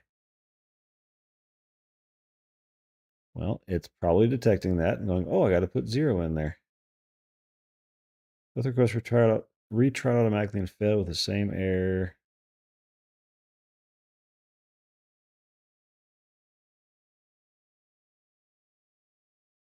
Okay, so it must have seen it.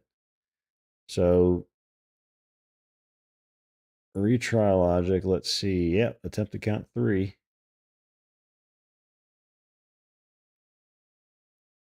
And went to max 5, and they both got marked as failed. Cool. Well, that's a good test of the retry. Like that was intentional, right? Yeah. Yeah. Well, that happened quickly. All right, so it created it at 1345, picked it up at 1346.6, and it finished it at 1346.8. So it took it 240 milliseconds to do one of them. Pretty good. I'm not worried about time at all anymore. If it's actually written in the database here, let's see. We got shit in the database. Oh my god. Oh boy. All right. So, wow. Those are land block IDs. So the coordinates of them, terrain type ID, elevation min max. That's kind of cool. I didn't expect it to be that detailed, but whatever. These it's not doing right at all. Like this is going to have to be written. I don't know where it's pulling those numbers from. It's not a jitter thing. It's more of a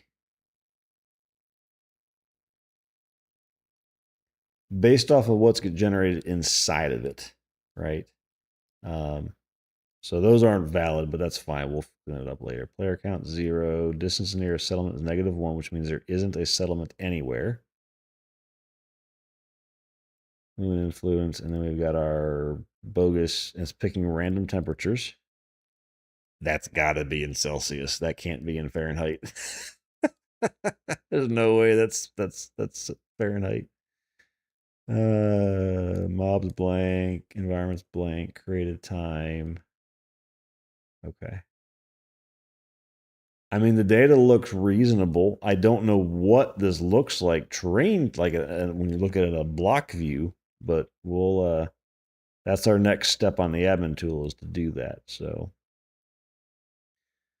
no failure logs this time. Ready tune request queue. Let's verify the data in Postgres. Both lambdas got exactly that number of blocks now. So let's verify edge continuity across the shared border 2524 and 2525. On a real bug, the edge continuity lookup used the wrong neighbor coordinate for off-corner border cells. It only handled the true diagonal corner correctly, but mishandled the other 6 border cells per edge, whose diagonal offset neighbor actually lies in the straight north, south, east, west land block, not a diagonal one. Let me fix it properly. Really? That seems like an obvious miss, Claude. I did it right.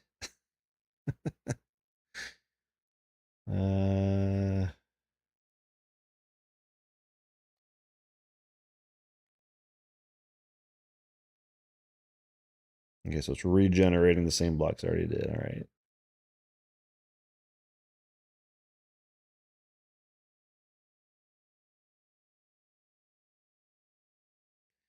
We're only going to trust this so far. I mean, we're going to let it do its thing and see what it thinks when it thinks it's good. But obviously, the next step will be build to visualize this because there's no way in crap I'm looking at this data and going, yeah, that looks right. No, I need to. I like pictures. Pictures are good. Pictures tell you when something looks right. Data in a database doesn't tell you crap. I mean, it does, but it doesn't unless you're weird and can figure that out in your head. I can't picture that in my head.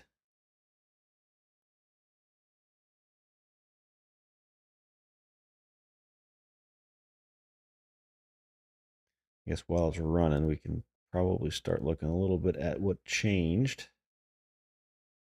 All right, so our worker. So we added a terrain type cache and a sub-land block generation repository. So terrain type cache reads the definitions directly via Dapper rather than through definitions of DB context. Terrain type data is small and rarely changes, while plain TTL cache avoids a per land block EF round trip. Yep. Okay, nothing much there. And then in here, the job, it takes dependency injection of a sub lamb block repo. And then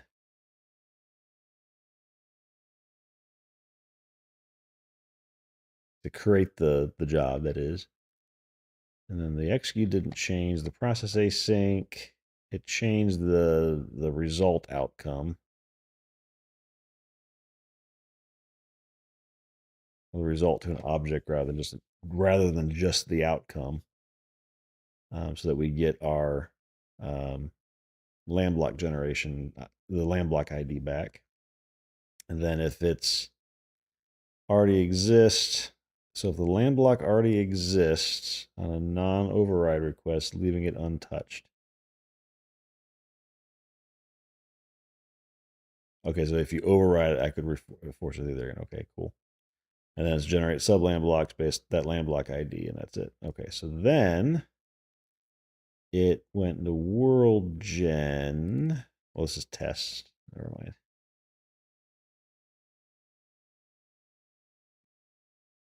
Huh, it does have. It's interesting to see what tests it wrote. Let's see. We'll make a type. Okay, so this is a fake type. I see. Okay.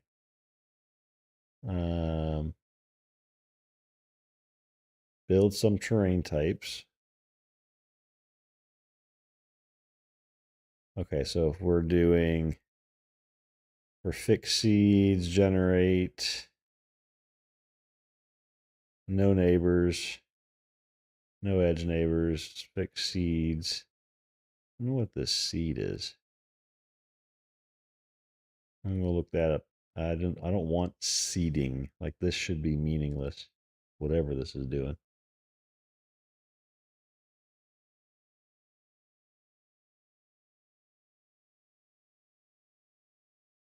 Basically, it's basically saying if I do the exact same thing twice, do my X and Y coordinates match?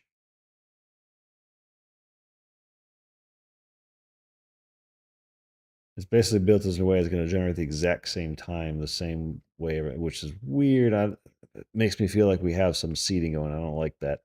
That was the whole point of how I did it, was to avoid any seeding. This is worrisome that this is even a test that works. Like, in theory, most 99.999% of the time, you generate the same land block twice, you're going to get different results. Not exactly the same results. So that's odd. Fill every cell exactly once. Never exceed max blocks. Elevation is smooth across adjacent cells. Pulls through edge neighbor data to bias border cells. Okay. Guess I'm a little worried now after seeing what I'm seeing.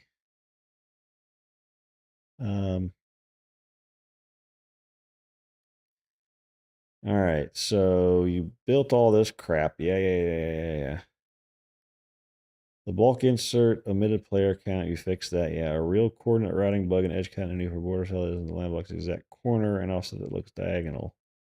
Actually still lands in the straight north or west neighbor land block. Just shift the one cell on the shared edge. Yeah.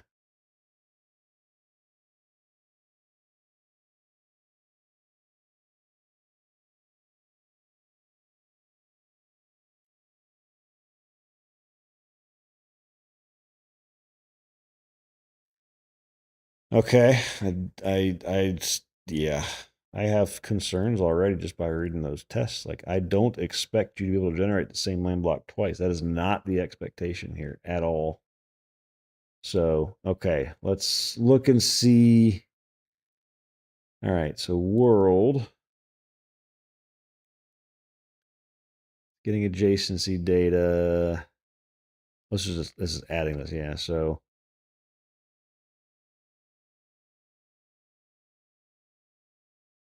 okay, so that's just getting data. I think that's all reasonable looking.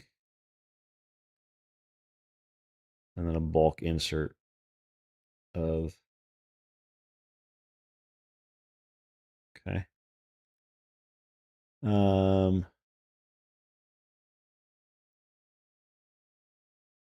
So that's a different result here.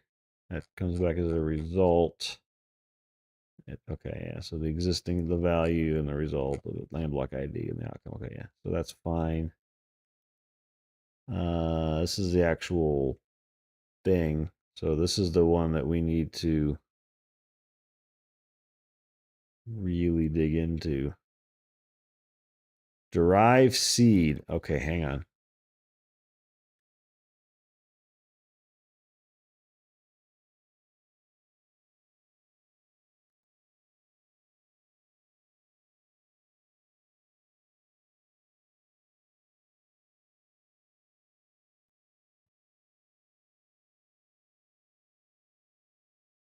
Why?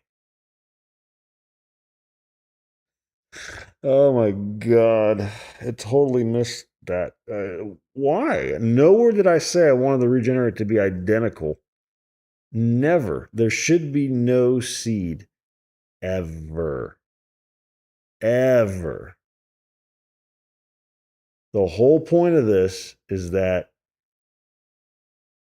it gets redone differently every time. So this is, ooh, yeah. Already feeling like we have a giant flaw here. And I don't like it. I knew that was going to happen. I knew it wasn't going to do it right. I wanted to give it a chance. Let's see what it could do. The train type cache, time to live, 10 minutes.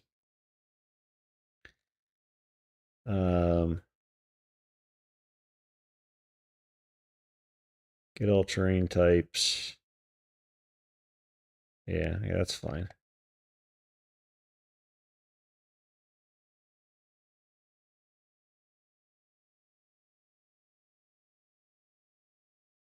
All that we need? Let's look. I feel like there's more in that table. So it really needs. It like left out the colors and all that stuff, which I'm going to need instantly next. Why would it just not pull the whole thing? Because we're going to need. So we have the GUID and the name. The base travel time multiplier isn't there. It just totally skipped those, right? That's what it should have been putting in here. Not some weird offset jitter BS. No. So it didn't even pull those. Base spawn percentage, it got that.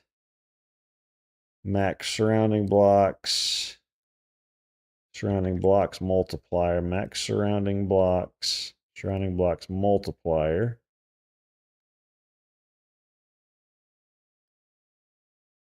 Passability requirements.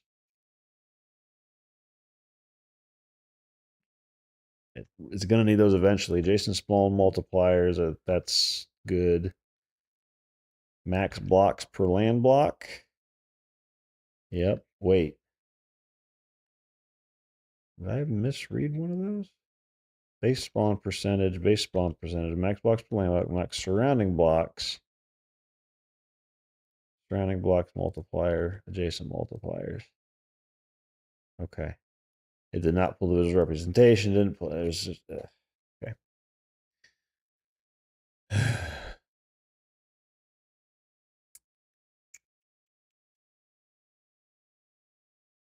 So, all right. So that one, we'll get to this one in a minute. Let's look at the other crap first. We already looked at that. Adjacent spawn multiplier, resolve. Multiplier type, base multiplier, number surrounding. Number surrounding is less than or equal to 0, return 1. Adjacent spawn multiplier. If we look at one of these,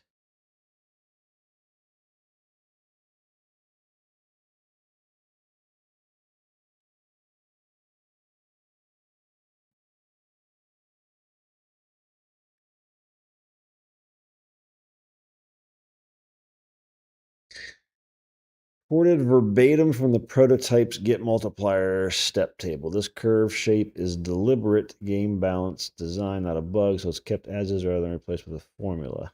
Increasing rewards clustering.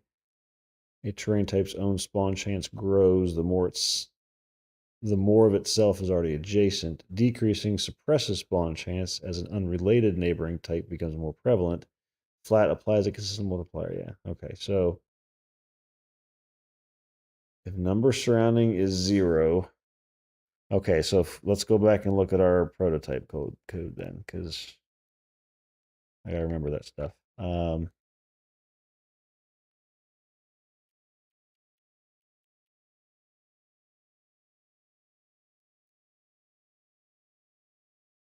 So the increasing, decreasing thing. Creation spawn. Did I build a method for that too, or did I just put it in here somewhere?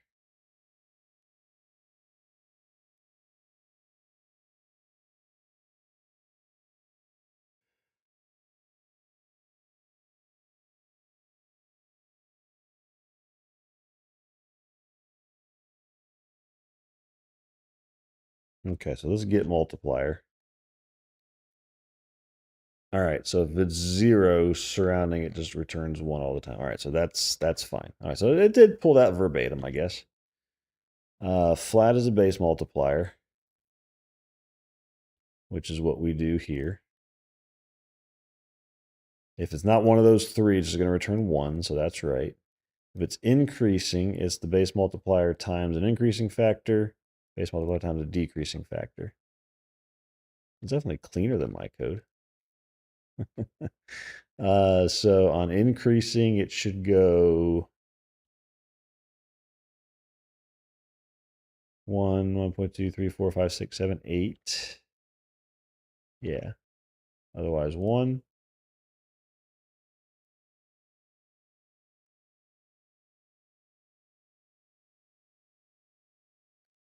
Yeah, I mean, I guess this is a.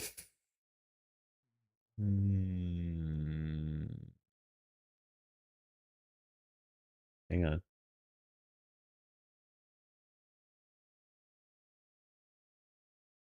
Oh, I was just returning 1, huh?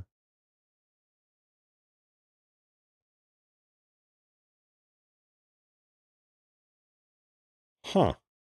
I feel like that's a bug. Because that basically makes it so that everything has a chance to spawn if nothing surrounds it instantly. And instead of it being this, it's always 1.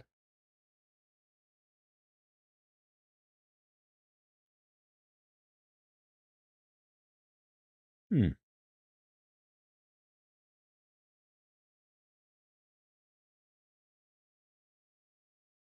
That's potentially a bug.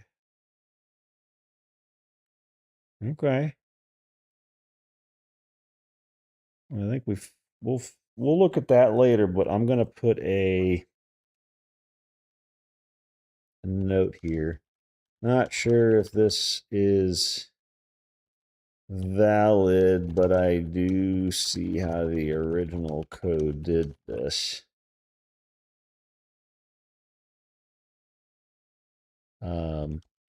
May need to change to base multiplier by default everywhere. Yeah. Yeah, that's what I would change it to, yes. But I'm not changing it yet. I'm gonna make this a to-do. Because then instead of 1, this would be base multiplier. Yep, it wants to change it there too. And here. And see, all this stuff potentially is supposed to just be base multiplier. This, no, not this stuff. This stuff's fine. Because that just means base multiplier times 1. This just totally makes it 1, and that's not right. I don't think either one of these is right, to be fair. I think it's always supposed to be base multiplier, but we'll let it go for now. Elevation band. So this is new, and we can tweak these.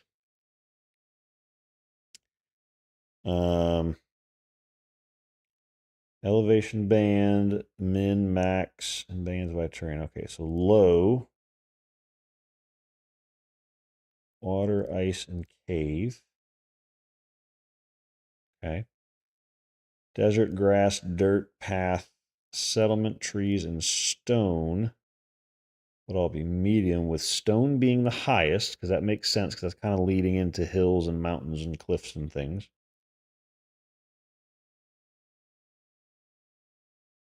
And then hill would be high, cliff would be high, medium would be high, but hill's lower than mountain, and cliff is in between the two. I mean, those don't look totally unreasonable.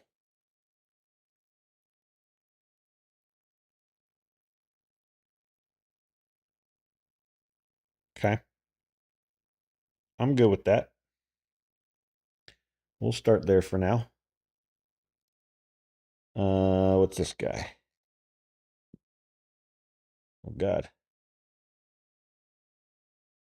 Oh, God. I feel like there's not enough comments here. So much math. All right, we gotta. This is the big kahuna we gotta look at here. So hang on, come back to that. Terrain type definition. Okay, this is just the yeah. That's fine. If it works, it works. That's fine. So the two that we got to really look at is this guy, which is based off of the job here. Is this a job? No. This is the unit test. But job here. We call now this sub land block generation repository. That's the query. So that's this guy, yeah. So this is what calls this task, makes this task, I should say. It doesn't call it, it makes a task for it. So gets all the terrain types, opens the connection to the database, to the data source.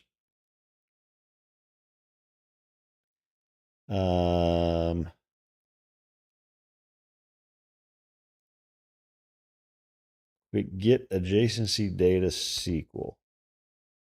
So select the adjacency data from land blocks where the ID is the ID. Okay, so we're getting the adjacency data for the land block that we are in. Okay. Parsing it. Fine. I don't know if that's going to be anything fancy. No. Okay. Setting up some hash sets and dictionaries for later use for what neighbors exist, edge lookups, ID by offset for land blocks. All right. So for each direction name and coordinate in adjacency directions. So these guys here are these, which we already defined previously.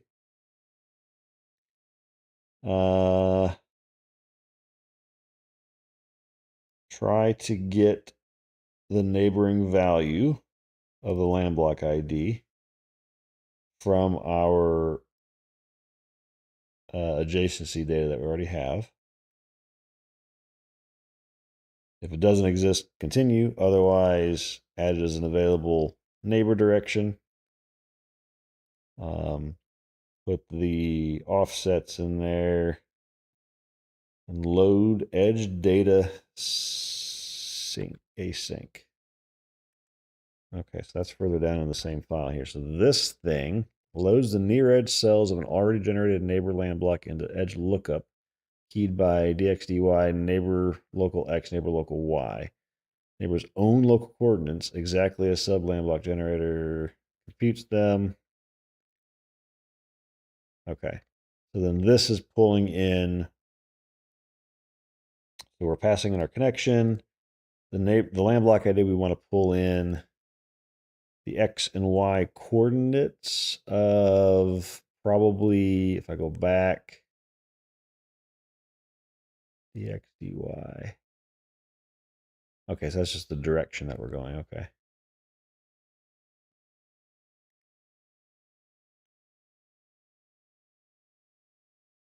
So then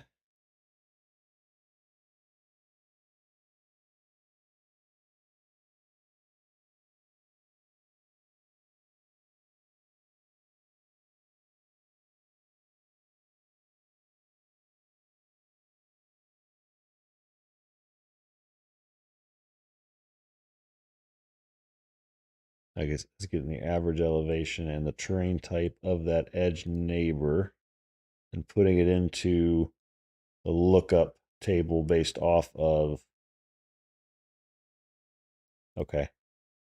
So the actual coordinates inside the land block plus, is it the east, south, whatever direction dx, dy there? Okay.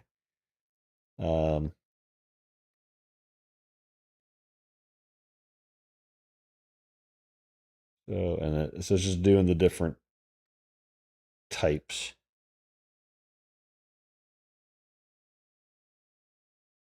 So if we look at just for reference, where we go to this guy.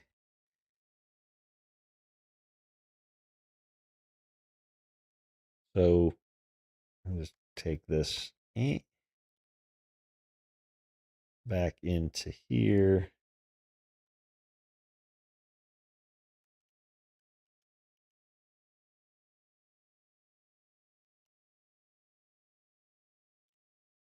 I want to have that for reference here really quick. So if dx is not equal to 0, so it's not going to be north, south, north or south, and dy equals 0, which means it's east or west, then it's good. So it's east and west do these, north and south do these.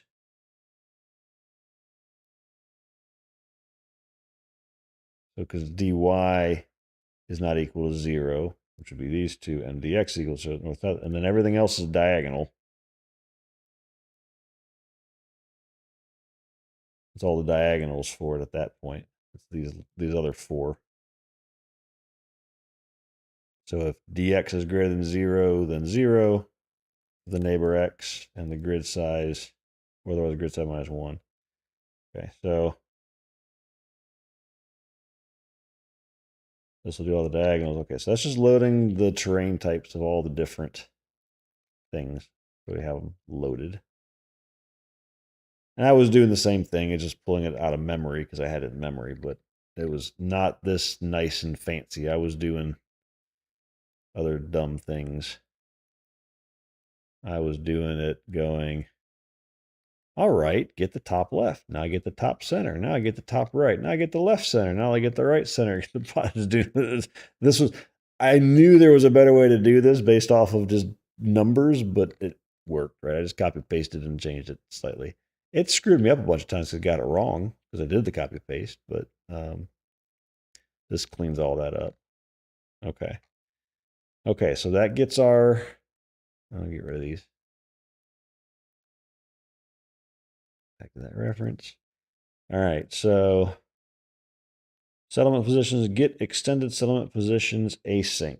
So we're passing in a connection, a reference to that, and our cancellation token. So then here, we are getting settlement position SQL.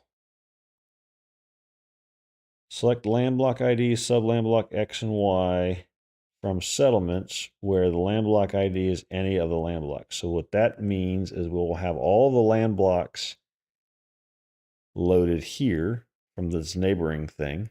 It's already loading that up here. It's passing them into here. And this is saying, okay, convert that list of IDs to an array and get me any land blocks that have a settlement in them and give me their X, Y coordinates. And that's just from the settlements table, because on our settlements table, we put what land block it is and where it is in that land block on purpose so that we can do something simple like this. Those are our land blocks. And then it's going to load the positions in here. So we have our list of settlement positions. Okay, I want to understand this. This is the part that bothers me already. This is just collecting data. So this seed, this is going in the generator. I don't want this at all. So it's taking the land block ID to a byte array, hashing it, and returning it. Gag. I don't want seeds. I don't want seeds at all. I want it to be random. Okay, so let's just say it generates perfect. Let's finish up this method before we get into the actual generation of it. So then it gets all of its cells back. It starts the transaction, deletes the existing sub-land blocks from it. So anything from this land block in the sub-land blocks table is going poof. And then we're bulk inserting it.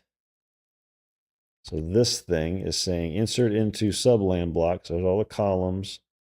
Select the random GUID, the land block ID, all of this crap from this parameterized thing. So, and this is where it's setting all of that up. It sets all of those variable that you see here, the parameters in this query in here, which makes it SQL safe. Like, because this is an actual parameter, there's no chance of SQL injection. Not that there should be on this backend stuff, but that's avoiding any SQL injection because it's getting all cleaned up with this. That sets all that stuff in there, commits it, calls it a day. Okay. We looked at that guy. We looked at the load data. We looked at the settlement position. We hate this. So now we go figure out what that hate part of this seed, what the crap that is doing. So that jumps, oops, didn't do that. That jumps me now into sub land block generator, which is this guy here, and the other one that we wanted to look at and dig into. So, all right, so we got some constants set up here, basically.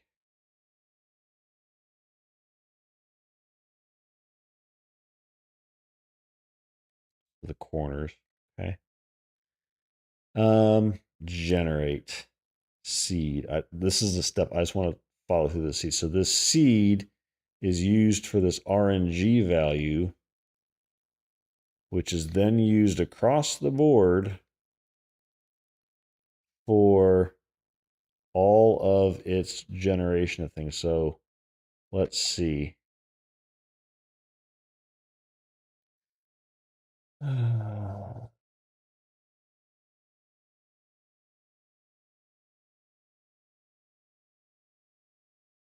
Is this actually a problem? I'm just trying to think through. Is it an actual problem?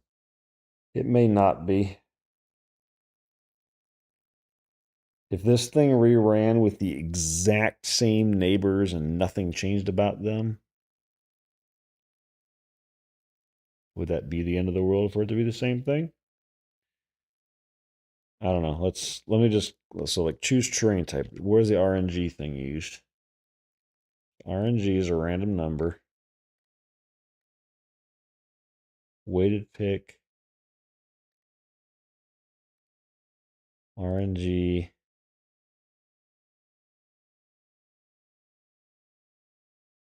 Okay.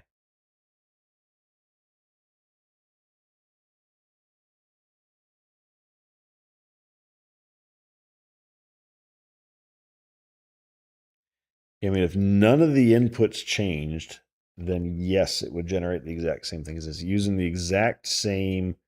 When you do this, when you make a new random with a seed value, when you use this, you get the same values back every time. I did that. And there is now no seed, and it will be completely random every time. That's the difference, basically. I think it's okay to pass this RNG in there. I think that's okay. But the fact that there's a seed is what makes it generate the same way if all of the other inputs are the same. And I'm trying to think if I like that or not. I'm trying to think what downsides and what that could introduce.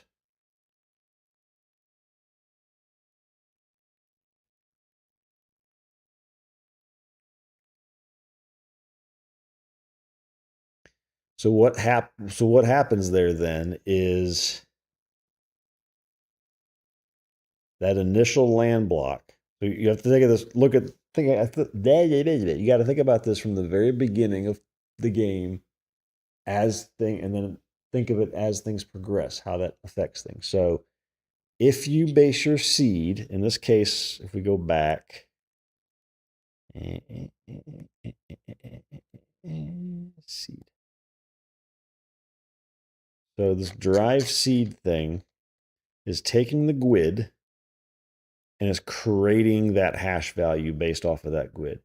So once that land block is generated, that very first land block, whatever that GUID is, if you regenerate the land block again, it will not, and there's nothing else in existence around it still, it will not change anything about it.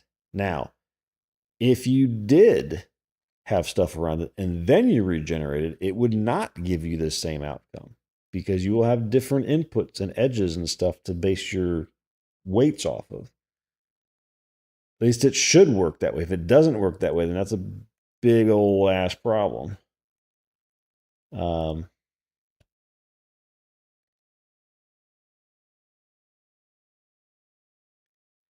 that first land block, if it was regenerated over and over and over again with nothing around it, it would never look any different, which is why it's doing this in. So if we look at the unit tests it made here,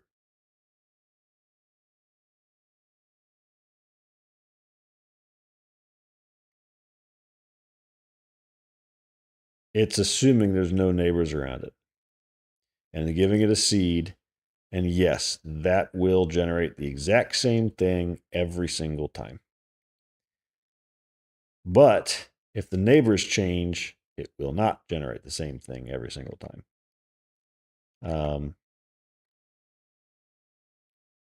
So then if we look at, like these are all using the same seed values and they figure out what it's supposed to be there every time.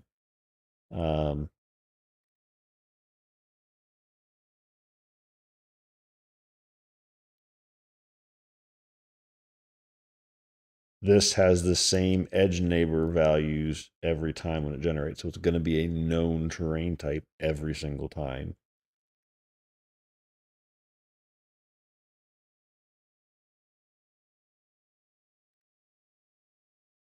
If you don't do that, then there's no way to do these tests, which I honestly don't know is a big deal because my test to me is what does it look like? It doesn't have to be, it's going to be darn close regardless. I mean, there's always a chance you get some weird transition, right? But if you've tested your rules and your rules work, then this stuff doesn't matter.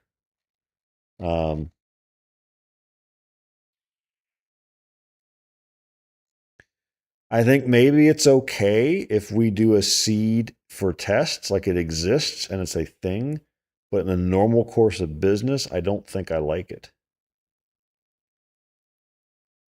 Okay, so then we got the first one. Say that one always stays the same with a seed. Then you go to the west, let's say, and you generate that one.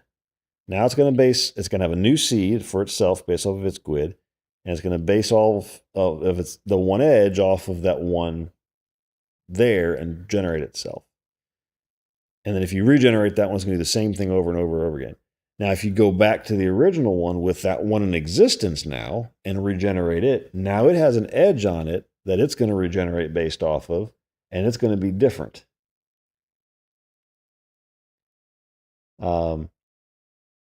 If you then say you travel up and you generate the one to the north, and then you generate the one to the northwest, and then you regenerate the one to the west without having this first one changing, it's not going to be the same anymore because now it has a border at the top and the corner there that it is going to use to generate. So it's going to be a different generation. So the seed does not in any way, shape, or form guarantee it will be the same regeneration if new land blocks have appeared around it that didn't exist before. It will regenerate differently 100% of the time.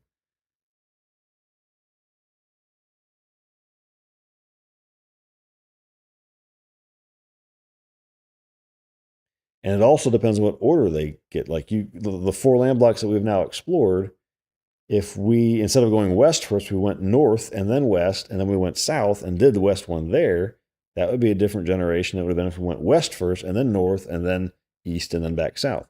It just depends on the order that things travel. So even if you were to start a fresh server, maybe your first block is the same, but everything after that is different depending on the order they get generated. Now we're going to seed out the whole entire first region. So we're going to seed out 2,600 blocks, land blocks. So those could be the same in the end with the seed in there.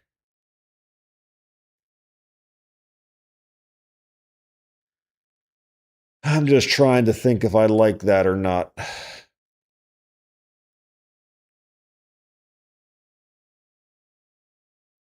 Because I feel like I had discussed this and documented this before that it didn't want any seed values.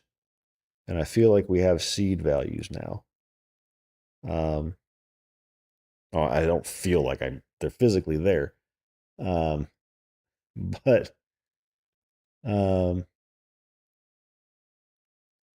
edit.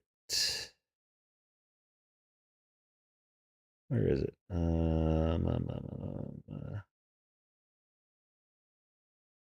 Find in files. Hallmark seed. Find all.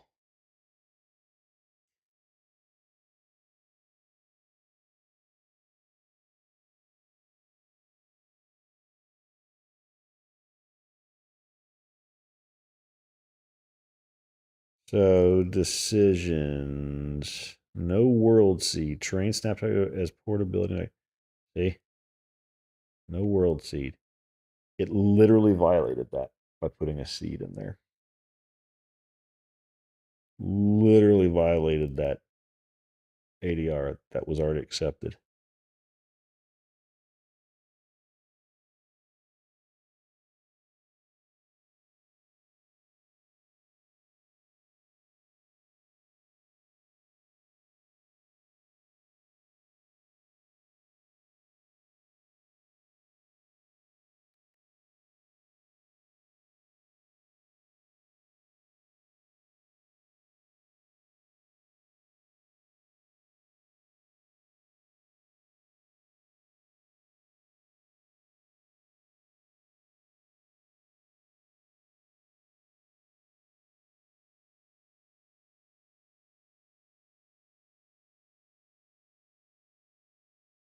There is no world seed requirement. Each server instance generates its own world randomly on demand. World portability is achieved via JSON train snapshot export, import a serialized graph. Blah, blah, blah.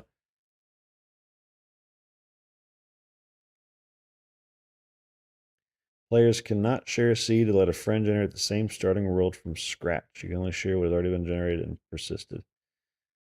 Yeah, see, I feel like there's the fact that a seed is being introduced. Seed-based world sharing.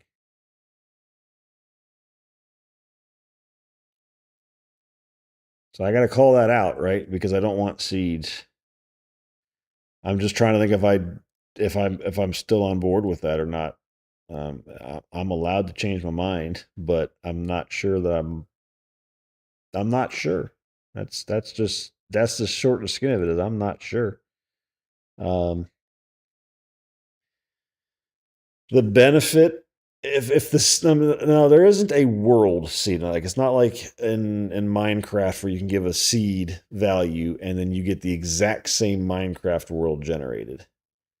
This seed is a seed per land block, and it only matters if when you regenerate it with that seed, the exact same adjacent land blocks have the exact same existing sub land block terrain types, and there's no difference whatsoever.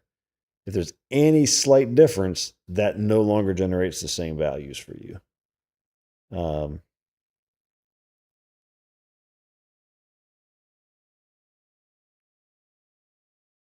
I think we're going to have a little chat with Claude and just make sure that I'm not missing something here, but I don't know. It's still randomly generated. The other part of it too is if you start a new world, maybe your starting zone is the same, but the thing is, I don't even know that I want that to exist.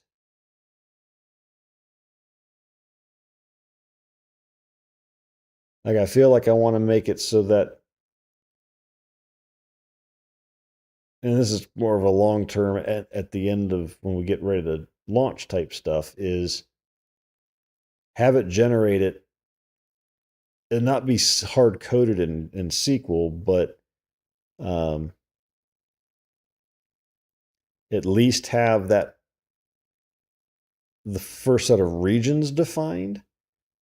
Um, but then when like the server starts up and it only sees the first land block, it automatically says, "Okay, I need to go queue up generating all of these other land blocks in this first region now." And that's like the first thing the server does in server, like an initialization mechanism.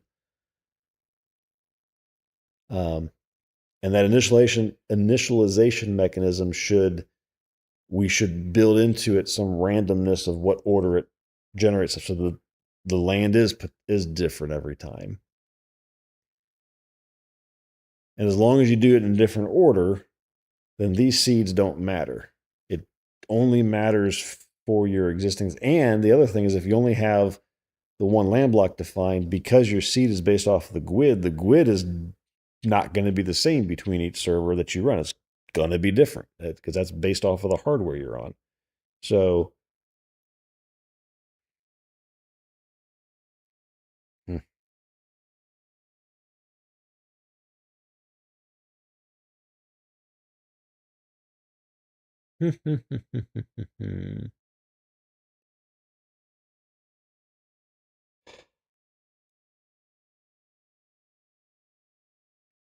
Is this okay?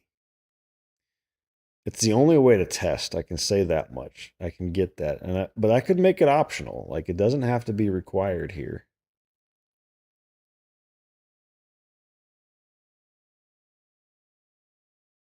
Like I could make this nullable, and if it's null, don't use a seed. If it isn't, then use a seed. That way you can test and then still just have complete randomness.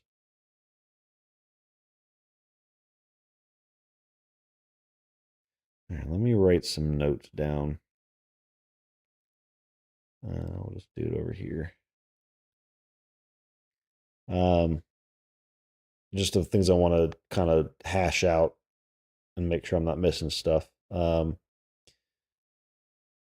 So if we use the seed that is in sub land block generation now based off the land block GUID, one,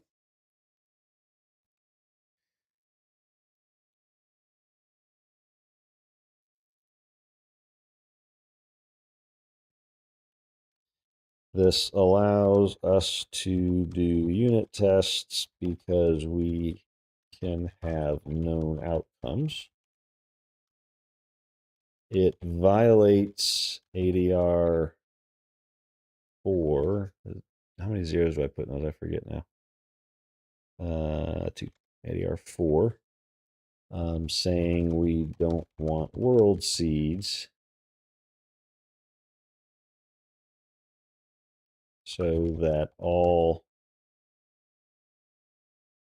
terrain generation is random. We,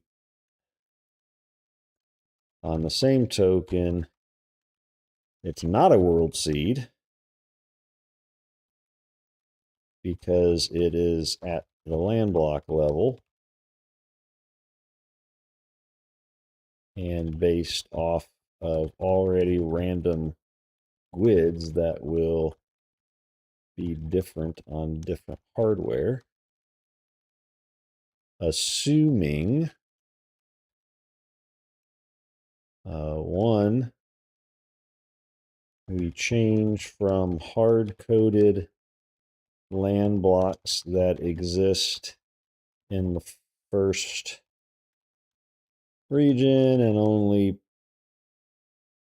hard code the first 9 regions and only the middle land block of the first region, of the middle region.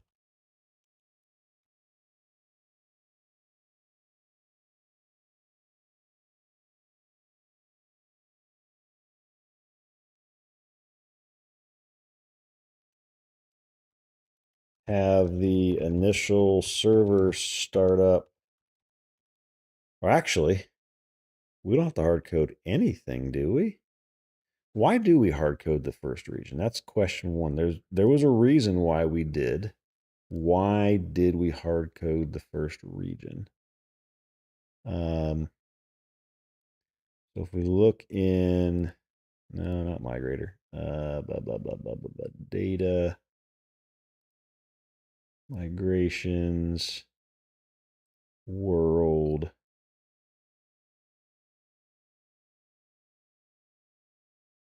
seed the start region, insert into region, start region. That's the first region. Seed start region and land blocks. So this generates all the land blocks.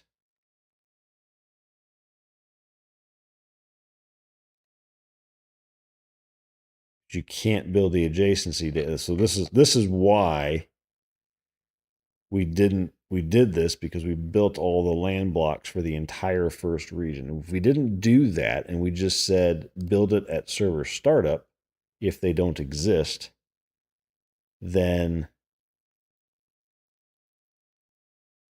just this isn't even needed anymore.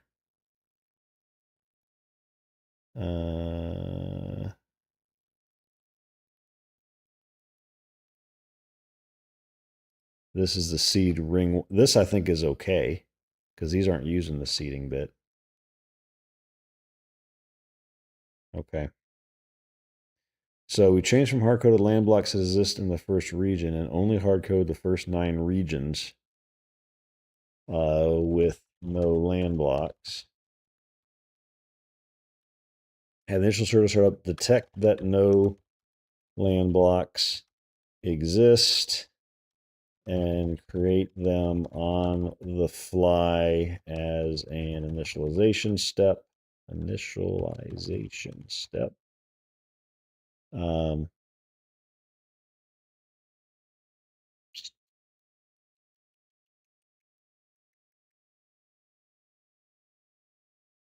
Starting in the middle of the region and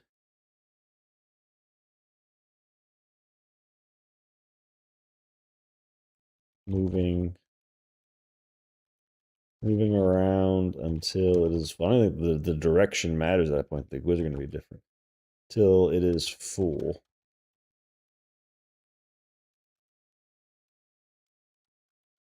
This forces different GUIDs on every new server that doesn't import the existing world and removes the seed of the world,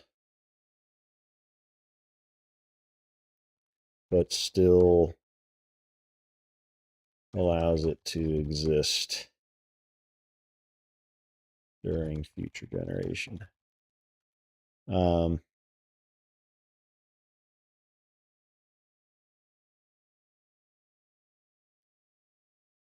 But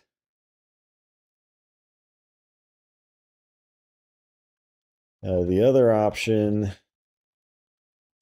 is to not use the seed ever during normal land block generation and only use it for testing purposes.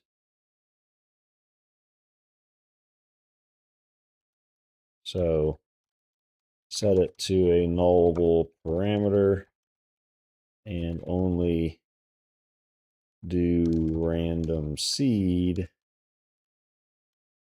if it is not null. This then allows, regardless of the GUID, the world to be generated differently every time. Now, the trade-offs of either one of those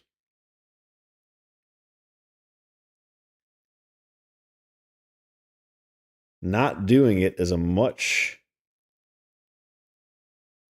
You can then keep the hard coding of the original region and land blocks inside of it. Problem is, I don't necessarily want to hard code the sub land blocks because that's a lot to hard code. Why not just have it generate on the fly? If we have good enough code to generate stuff, just give it some rules on that first generation.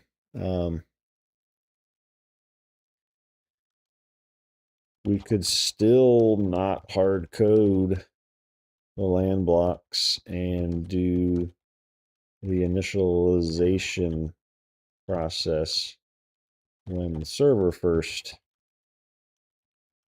starts. And that would save having to source control the initial land blocks and sub land blocks for them. And they could generate on the fly based off of any rules on the server, i.e., where settlements can go, weights, etc. I'm leaving this bottom one. It gives us the functionality we need for testing, but it gets rid of the seed in real practice.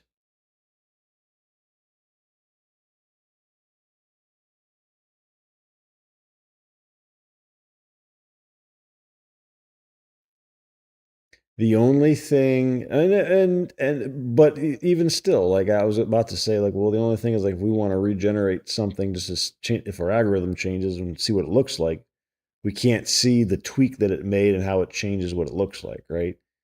But we could still override it, right?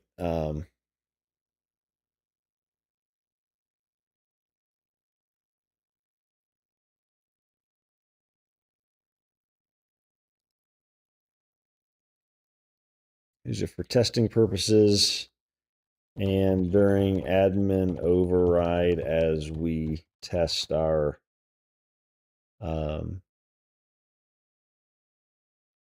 train type configuration and algorithm changes. Yeah, because you can still do that. You can still override it while we're testing things.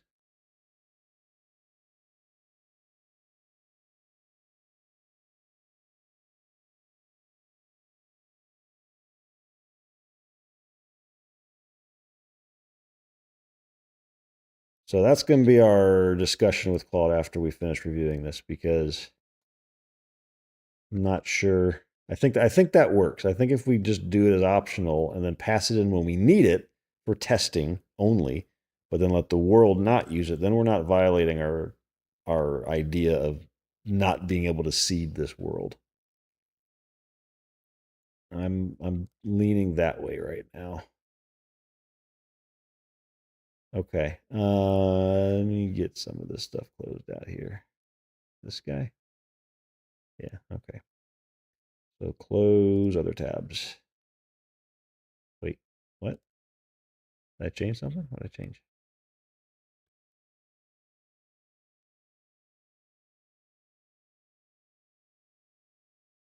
Oh, it's because I did this thing. Now we're back to not anything. Okay, cool. Close other tabs. All right.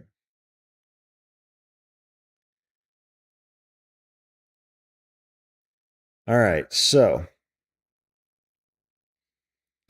this doesn't affect the algorithm, it just affects the results of the algorithm in the end, but it doesn't affect us validating this is doing what we think it's going to do. So I feel a little better now. I don't think it's a horrible thing to implement. It made me think about it, but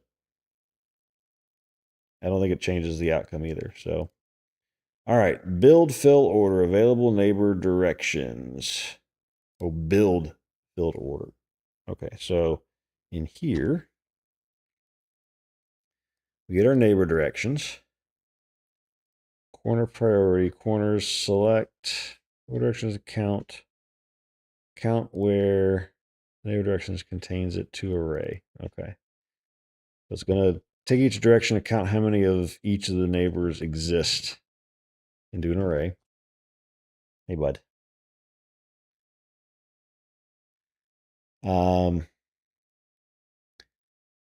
This is just a declaration of the cells.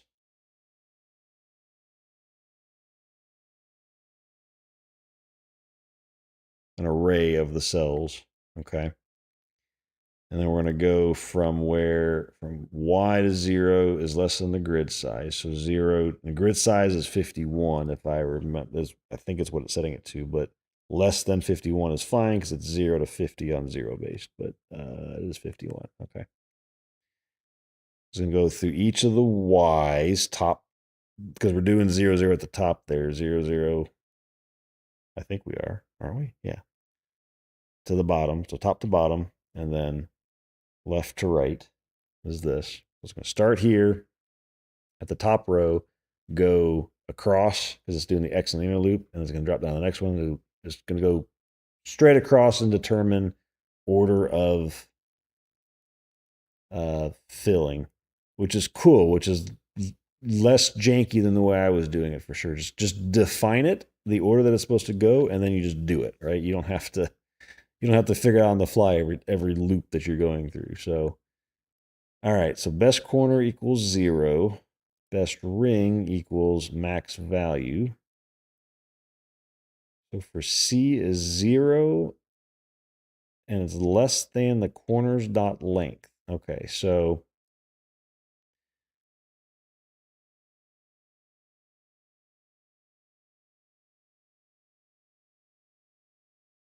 this is sub land block train generator corners. Top left, top right, bottom left, bottom right. So this is the name of it, the X and the Y. The top left is 0, 0. Top right is grid size minus 1, so 50x 0. Okay. XY. Wait, that's XY. And then dx dy is an array.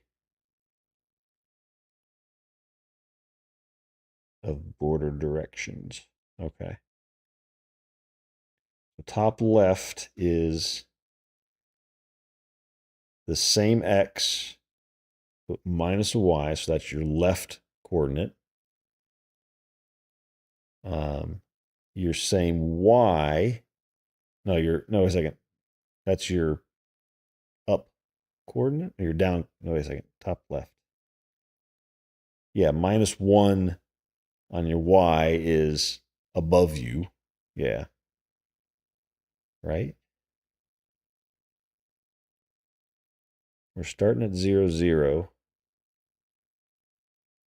I'm going to go. Okay, I guess, yeah, it's fine. Whatever. Um, so up 1y or over 1x or up 1y and over 1x. That's all three of those are based off of your top left. Your top right is these ones over here. Okay, so this is determining which three go to each corner. Got it. And then this thing breaks it down by which exists. So there's going to be a count in an array for each of the corners that exist that's defined. There's going to be a count of how many there are. So it's going to go through each of the corners, all four of them. And let's see here.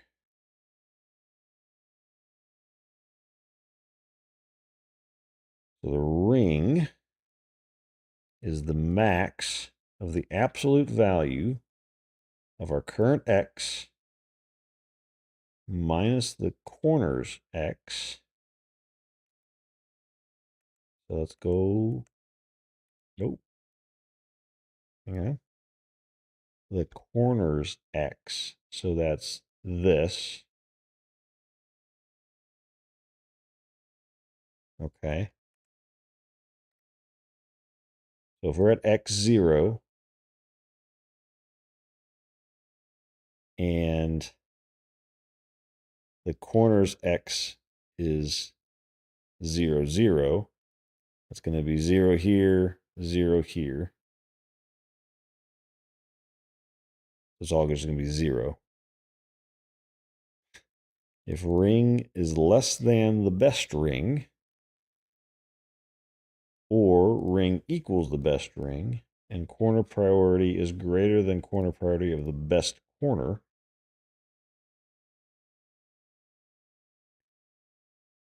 then our best ring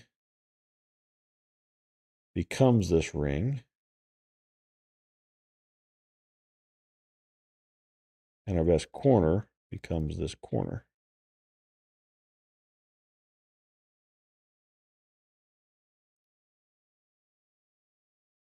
So cells I++ as a post-op, not pre. We have an after it. X and Y.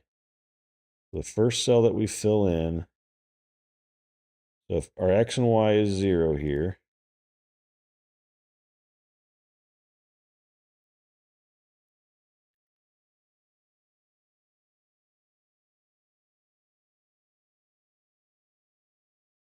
oh, I see. Hang on. So this is gonna okay. We're gonna look through every corner, every single cell. So 2,601 times is gonna find out what the best ring and corner it is.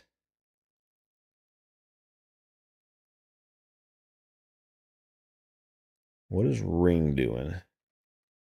Like that's what I don't know what the purpose of that quite is yet.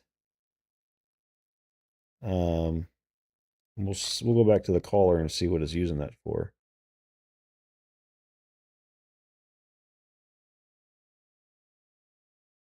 This is one of those cases where I want to step through it and understand it, but assigns every cell to its nearest corner. The what distance? The Chebyshev? I don't even know what the hell that is. What is that? What is that? Question mark? is the maximum absolute difference between the coordinates of 2 points, representing the minimum number of moves a king needs on a chessboard. Wow. We're going to chess now, huh? Interesting.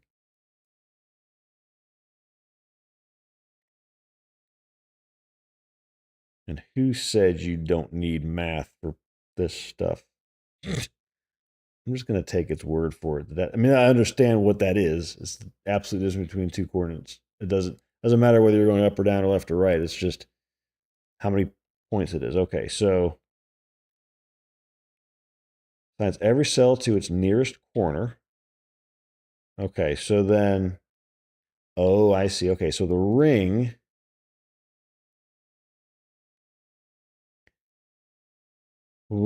means then orders this whole grid by ascending ring distance from each cell's assigned corner. So ring is the distance to the corner. Okay.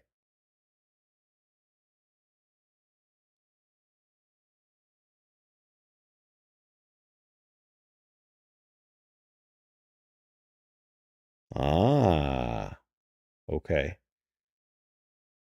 Got it. Interesting. That's basically what I was doing, but a way fancier way of doing it. Okay. So this is the distance from the corner. It's going to go through each corner that exists, right? And that has something, right? And it's going to determine which one it's closest to. So which one is it closest to that has some adjacency to it. And if there's none, they're all just going to be the same, right? There's not. It's just going to go whichever cardinal direction it's closest to. Not cardinal, but which corner is closest to. This is the distance from it. And then if there's a tie between 2 corners, then it's going to be the one that has more adjacency to it. So, and then it just loops through all the corners and it says, which one am I closest to? And it says, this is how far I am from it. And this is this is how far I am from this corner, right? And then it puts that into this array and says the X and Y of this particular land block is this far from this corner priority. And then we also have the corner in there a second. Why do we have in there twice? So we have, it's just the index. Okay, so the priority and then the index. So corner priority is how many corners exist. So if there are, so when we go back to this guy, you can have up to 3. You can have 0 to 3, basically, for your priority. So you could, so when it looks in here, this priority could be 0, 1, 2, or 3. And whichever one's bigger, if they're the same distance, is the one that wins. And this is just storing what that priority is. So saying, well, the best corner is the top left corner, and the priority of that one is 2 because there's 2 adjacent, or 0 because they're all 0 and it doesn't matter, right? So, so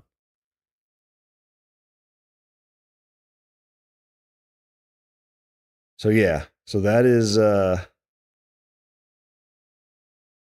think that works. This is taking the shortest distance to the corner. So there's never any adjacency data for that top left corner. That top left one's always going to go there until you get down basically that top quadrant out of that area generally, right? You don't really get pushed into another corner to get generated earlier. You just kind of stay there. So that's always going to be kind of a no man's land up there.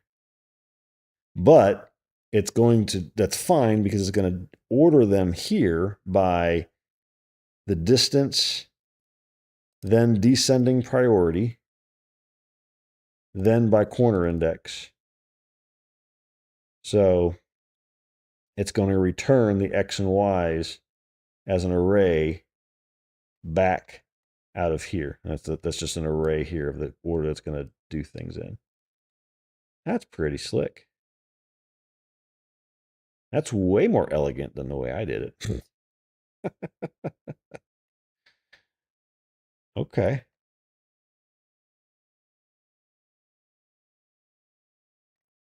Awesome. I like it. All right. So we have done the first bit of this, the fill order.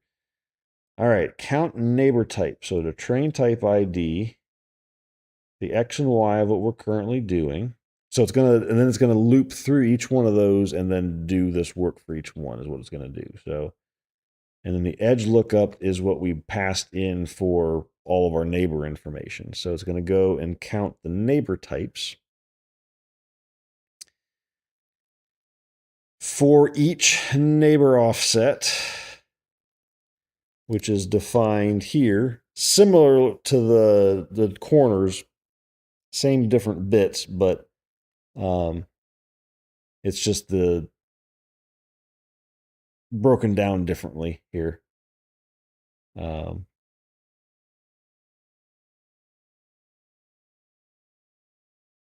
And like in here, they're duplicated. So like, for example, there's both of these have 0, 1 in them because it's like the bottom left and the bottom right. They both take that bottom one. Like that bottom straight down is affecting both corners.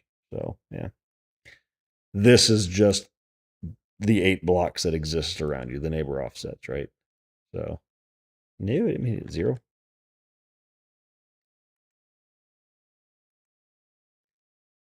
Okay, so neighbor for each neighbor offset, XY, get the global coordinates for it.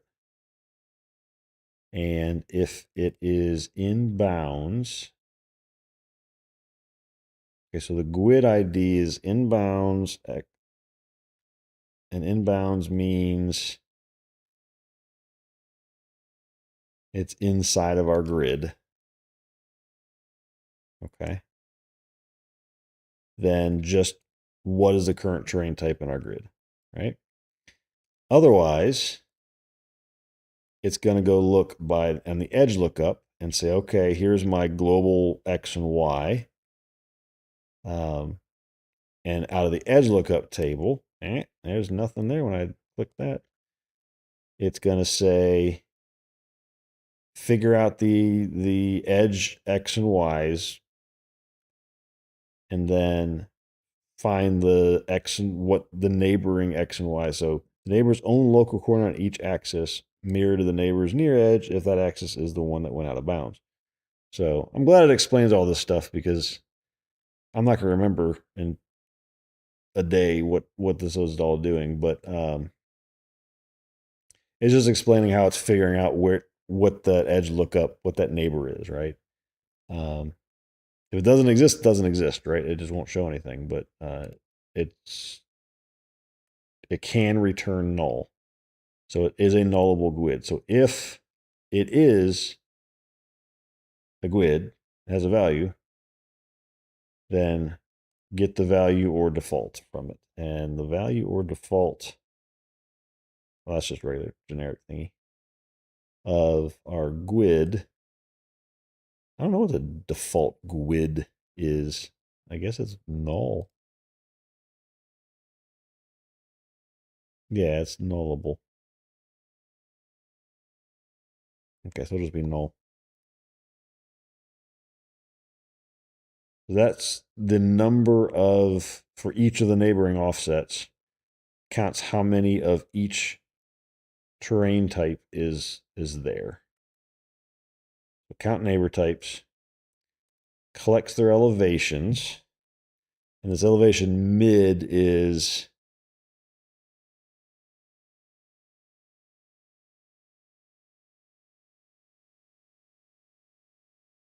what is the elevation mid? New decimal grid size. Oh, this is going to be, it's going to fill it in. Never mind. Okay. So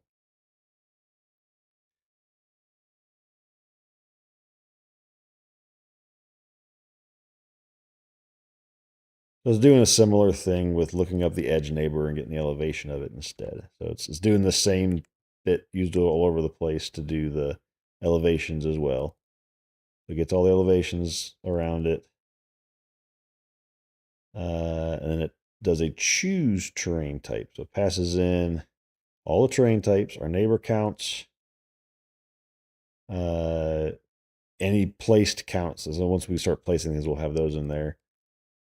Total placed. That's going to, for the terrain type, we're going to be, so we're going to have the place counts of all of the different types. And then we're also going to have just in general, how many we placed, how many blocks have we placed total. Total number of cells is a static value. The seed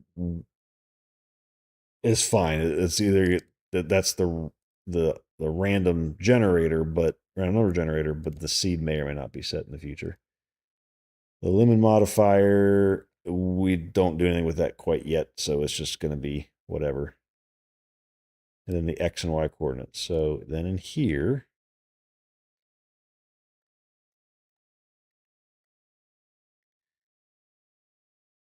all right, so candidates. For each of the terrain types, check if it's eligible. So the terrain type, how many have we placed total?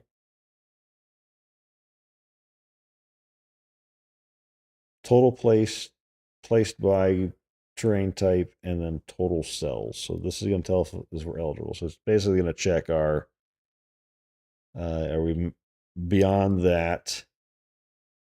We haven't placed anything, just go.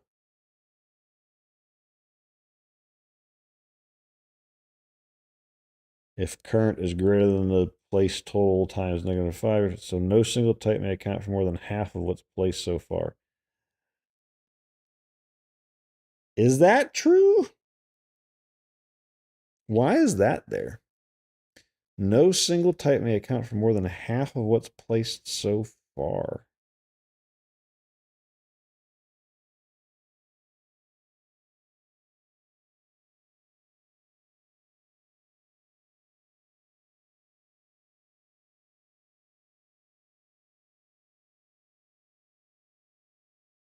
Type can't be used up faster than overall progress warrants with a 5% slack, so it isn't razor thin at the boundary.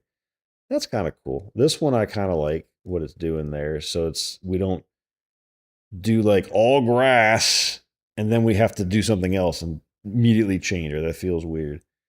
I guess this one's okay. So you don't have more than half of your thing the one type. I mean, that probably doesn't look right either.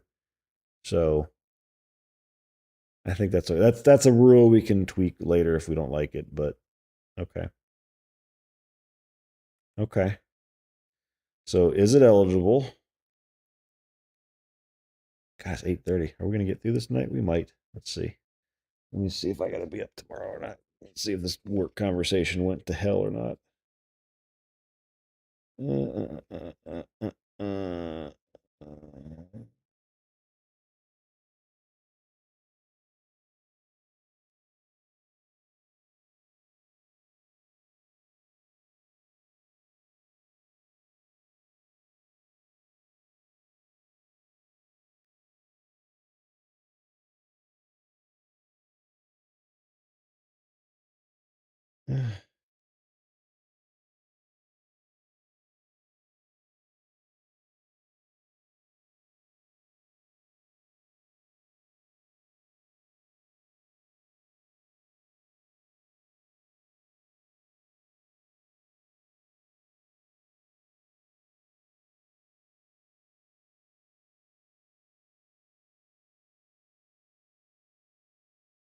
Yeah, add me until.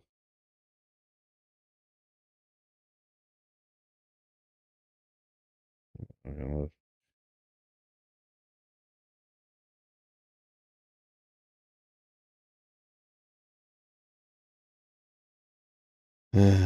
So many messages, so many messages, so many messages, so many messages. Okay, that one I can mark as red.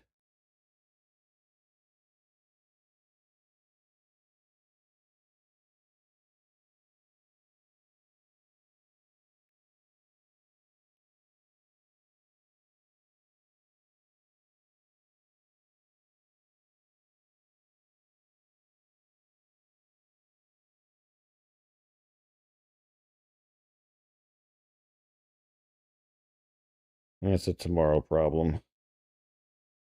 I will mark it as unread so I don't forget it. But that's a tomorrow problem. What are the rest of the notifications?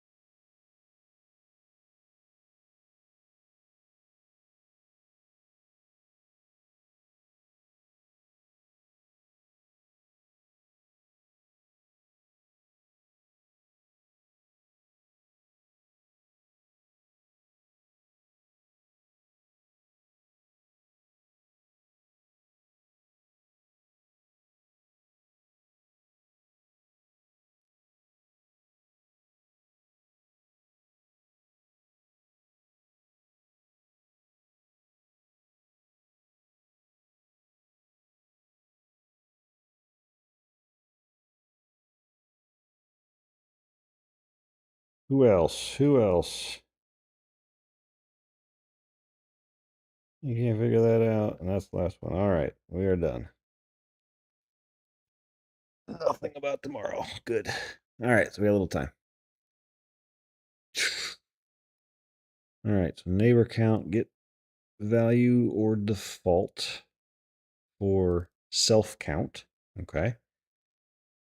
Self count is greater than 0, and self count, if self count is greater than 0 and self count is greater than or equal to the max blocks the same type, continue. Oh, yeah, continue for each different train type. Yeah. Yep.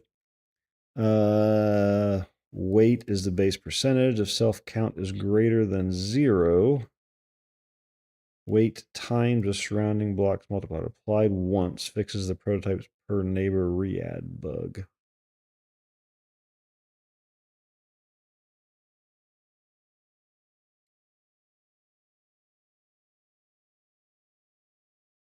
So for each neighbor count, if the count is less than or equal to 0, continue. What are we doing right now? Okay, so we're just figuring out our weight at this point. Okay.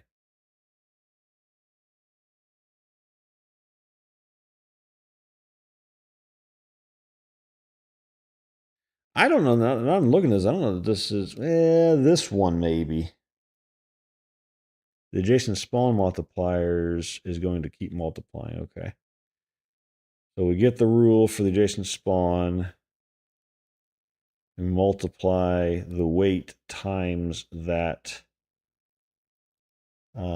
multiplier, which is this thing that we already looked at. So we know that might be wrong still, but that gets the weight. And then if there's a modifier for this, then we would adjust the weight for that. That is undefined at that point, so it's just not going to do anything.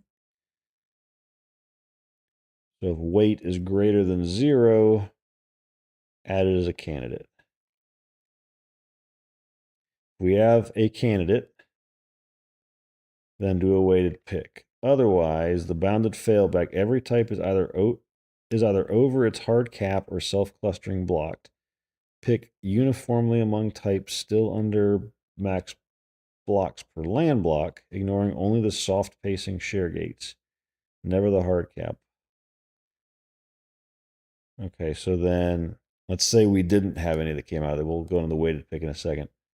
Well, that's not a weighted pick. So candidates, sum all the weights. That's our total. Get a roll.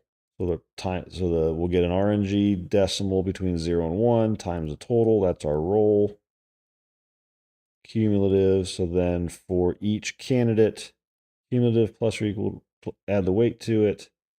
If the roll is less than or equal to cumulative, the roll is less than or equal to the cumulative. That's just written weird. If the cumulative is greater than the roll, return the ID. That just reads better than roll is less than or equal to the cumulative when you're adding whatever.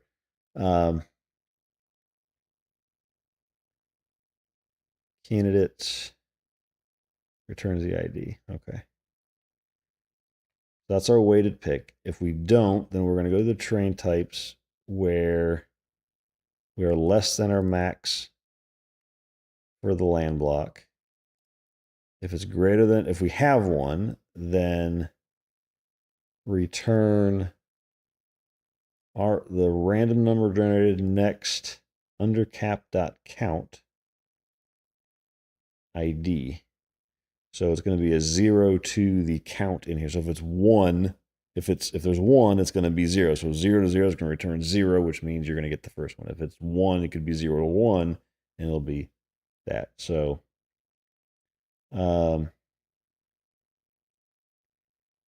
only reachable if every type's max blocks per land block were exhausted, which can't happen with the seeded data. The cap sum well over 2601, kept so the function is probably what total rather than throwing. Oh, probably what provably? What my brain? Probably, provably. It's just gonna do it. Pick a random one, basically. So okay. So it'll never go through this process twice. It's always going to pick something. It's just not likely to get down into these. Okay. I mean, okay. So that's our choose terrain type.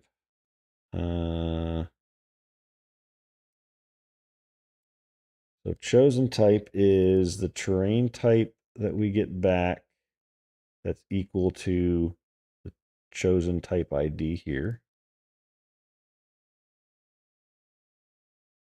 Compute the elevation. So chosen type's name, elevations, neighboring elevations, and then the random number generator. So it's going to look up in the terrain bands, which already looked at all this one, what it is. Next in range. Okay, yeah, just doing some min-maxing stuff. If we have neighboring elevations, get the average of them. The lower bound is, so where are these defined? Okay, that's just here, 25. Okay, so the max difference is 25.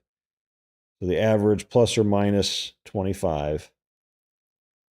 Clamp. So it's between the min and max, the lower and the upper bound.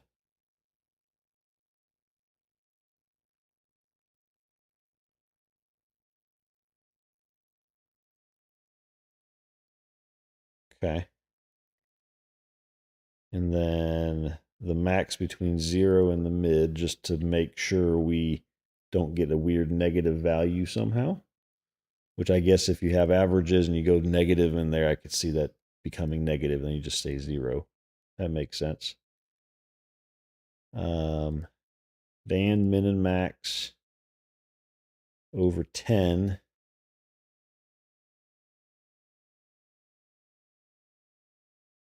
So the max is 0, mid minus the half spread, mid plus the half spread.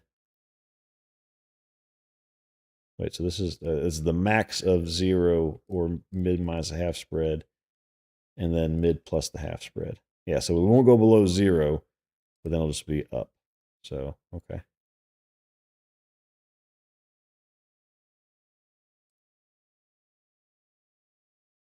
Okay. That's our elevation. We set our terrain type that we've picked. We set our elevation average in here. So min plus max over 2. We set we update the value. We add 1 to that if it exists. Otherwise, we set it. With totals increased. These are bogus. Like, this is just like, no, this isn't true, but it's fine. I see what it's doing, but it's totally random. It doesn't matter. Distance to settlement. we have no positions that we figured out, then it's returning -1. Otherwise, it does the math and figures it out.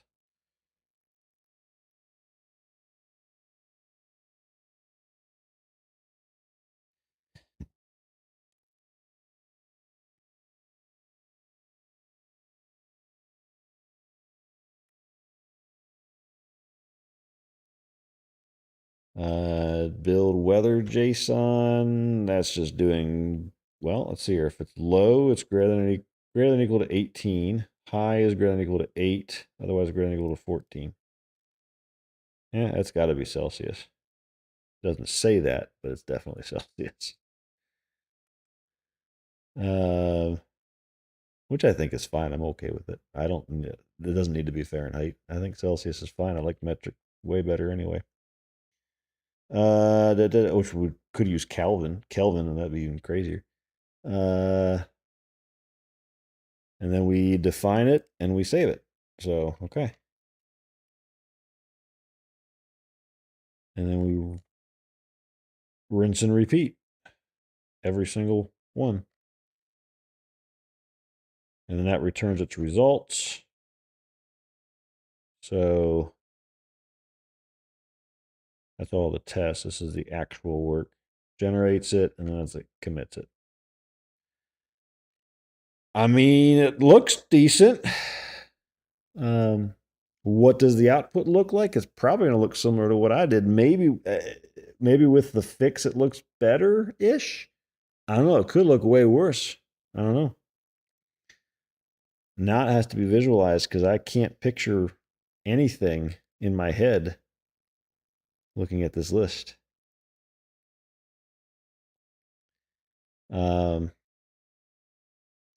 Okay, so first question we want to discuss is, got a little bit of time still. This.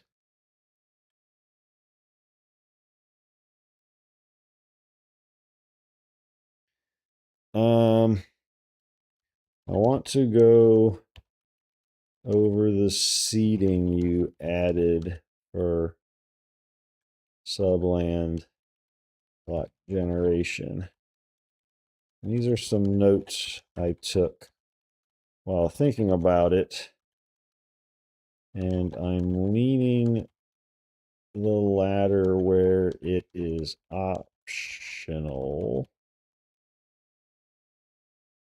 but want to hear arguments for the different options.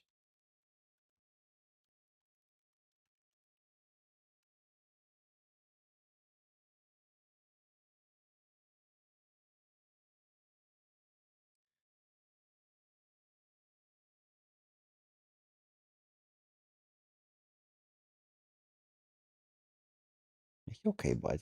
Go back to sleep. You're fine. You're fine, chilling, sleeping.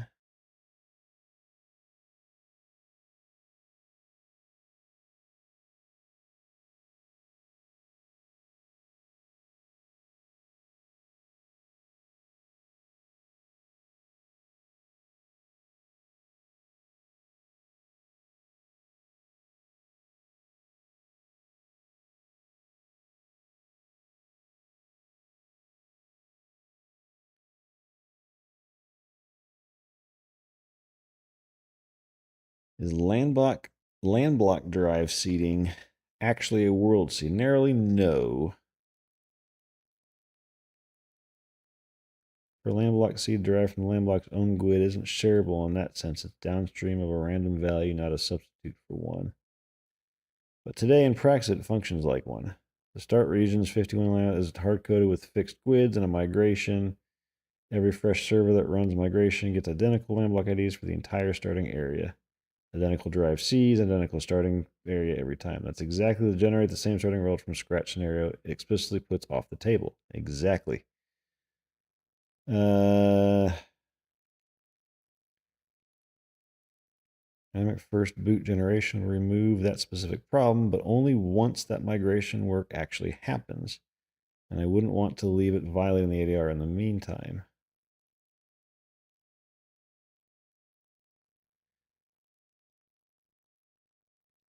Free reproducibility for debugging. Land block X generated weird terrain. Regenerate with the same ID. See the same result. No extra parameter plumbing on the hot path.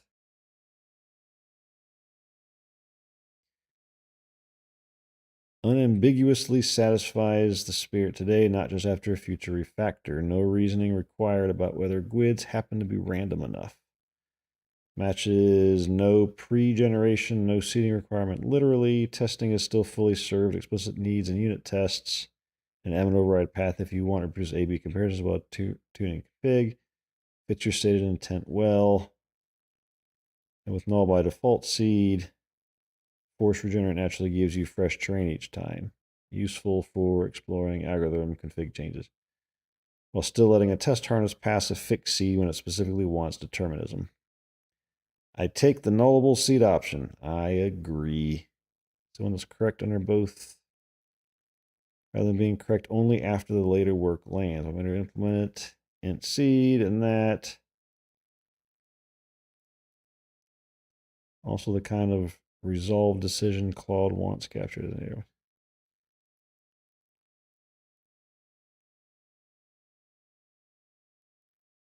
So then if we do that, we don't have to change anything about our seeding, about our land block creation. We might still change that in the future to the startup thing.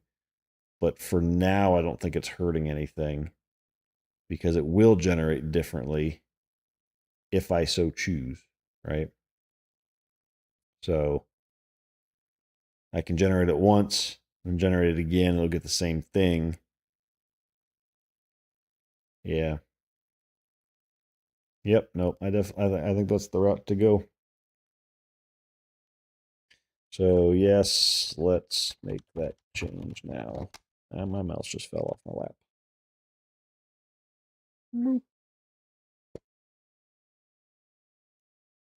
We'll do that.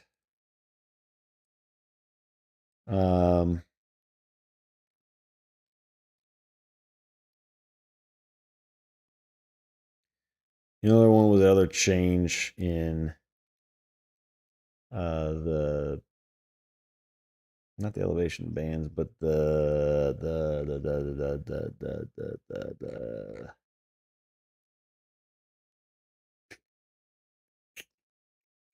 I know what I'm trying to say, but I can't think it out loud. Oops, sorry, boy. This thing? Yeah. This was the one I'm not sure about yet.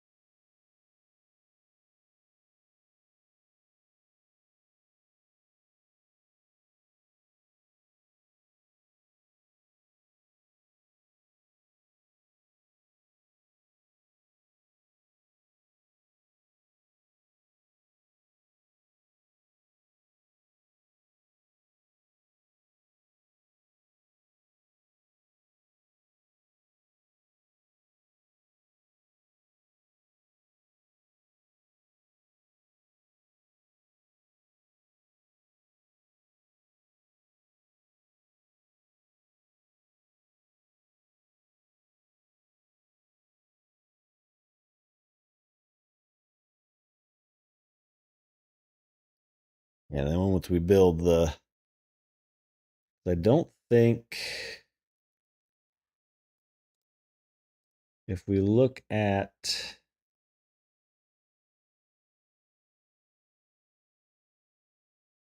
it's not there. World, this guy.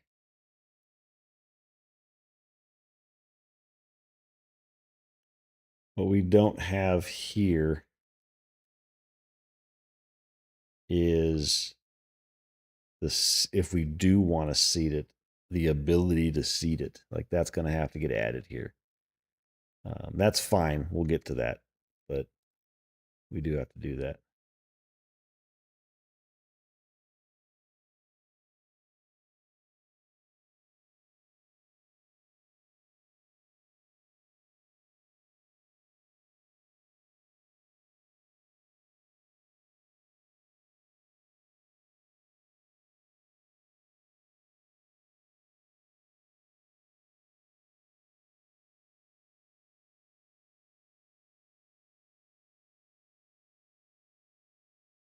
Okay.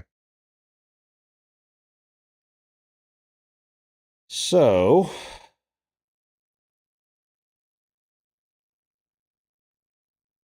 there was that. And so the next step is to get the admin tool update, which means there's going to be some things like the request here and the worker and all this stuff's going to get updated to be able to accept this potential seed value when it comes from the admin tool.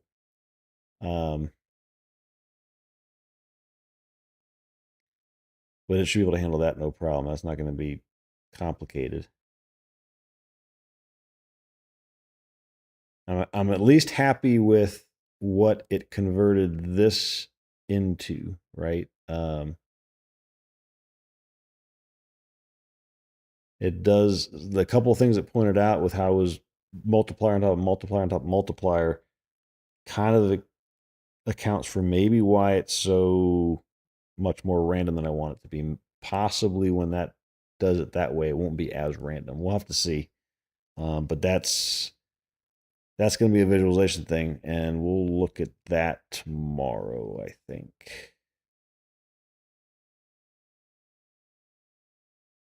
I think that's a good stopping point. If I get into that now, it's going to be late before we finish. So I think that's a good bit of stuff for tomorrow to work. I'm not going to commit. I mean,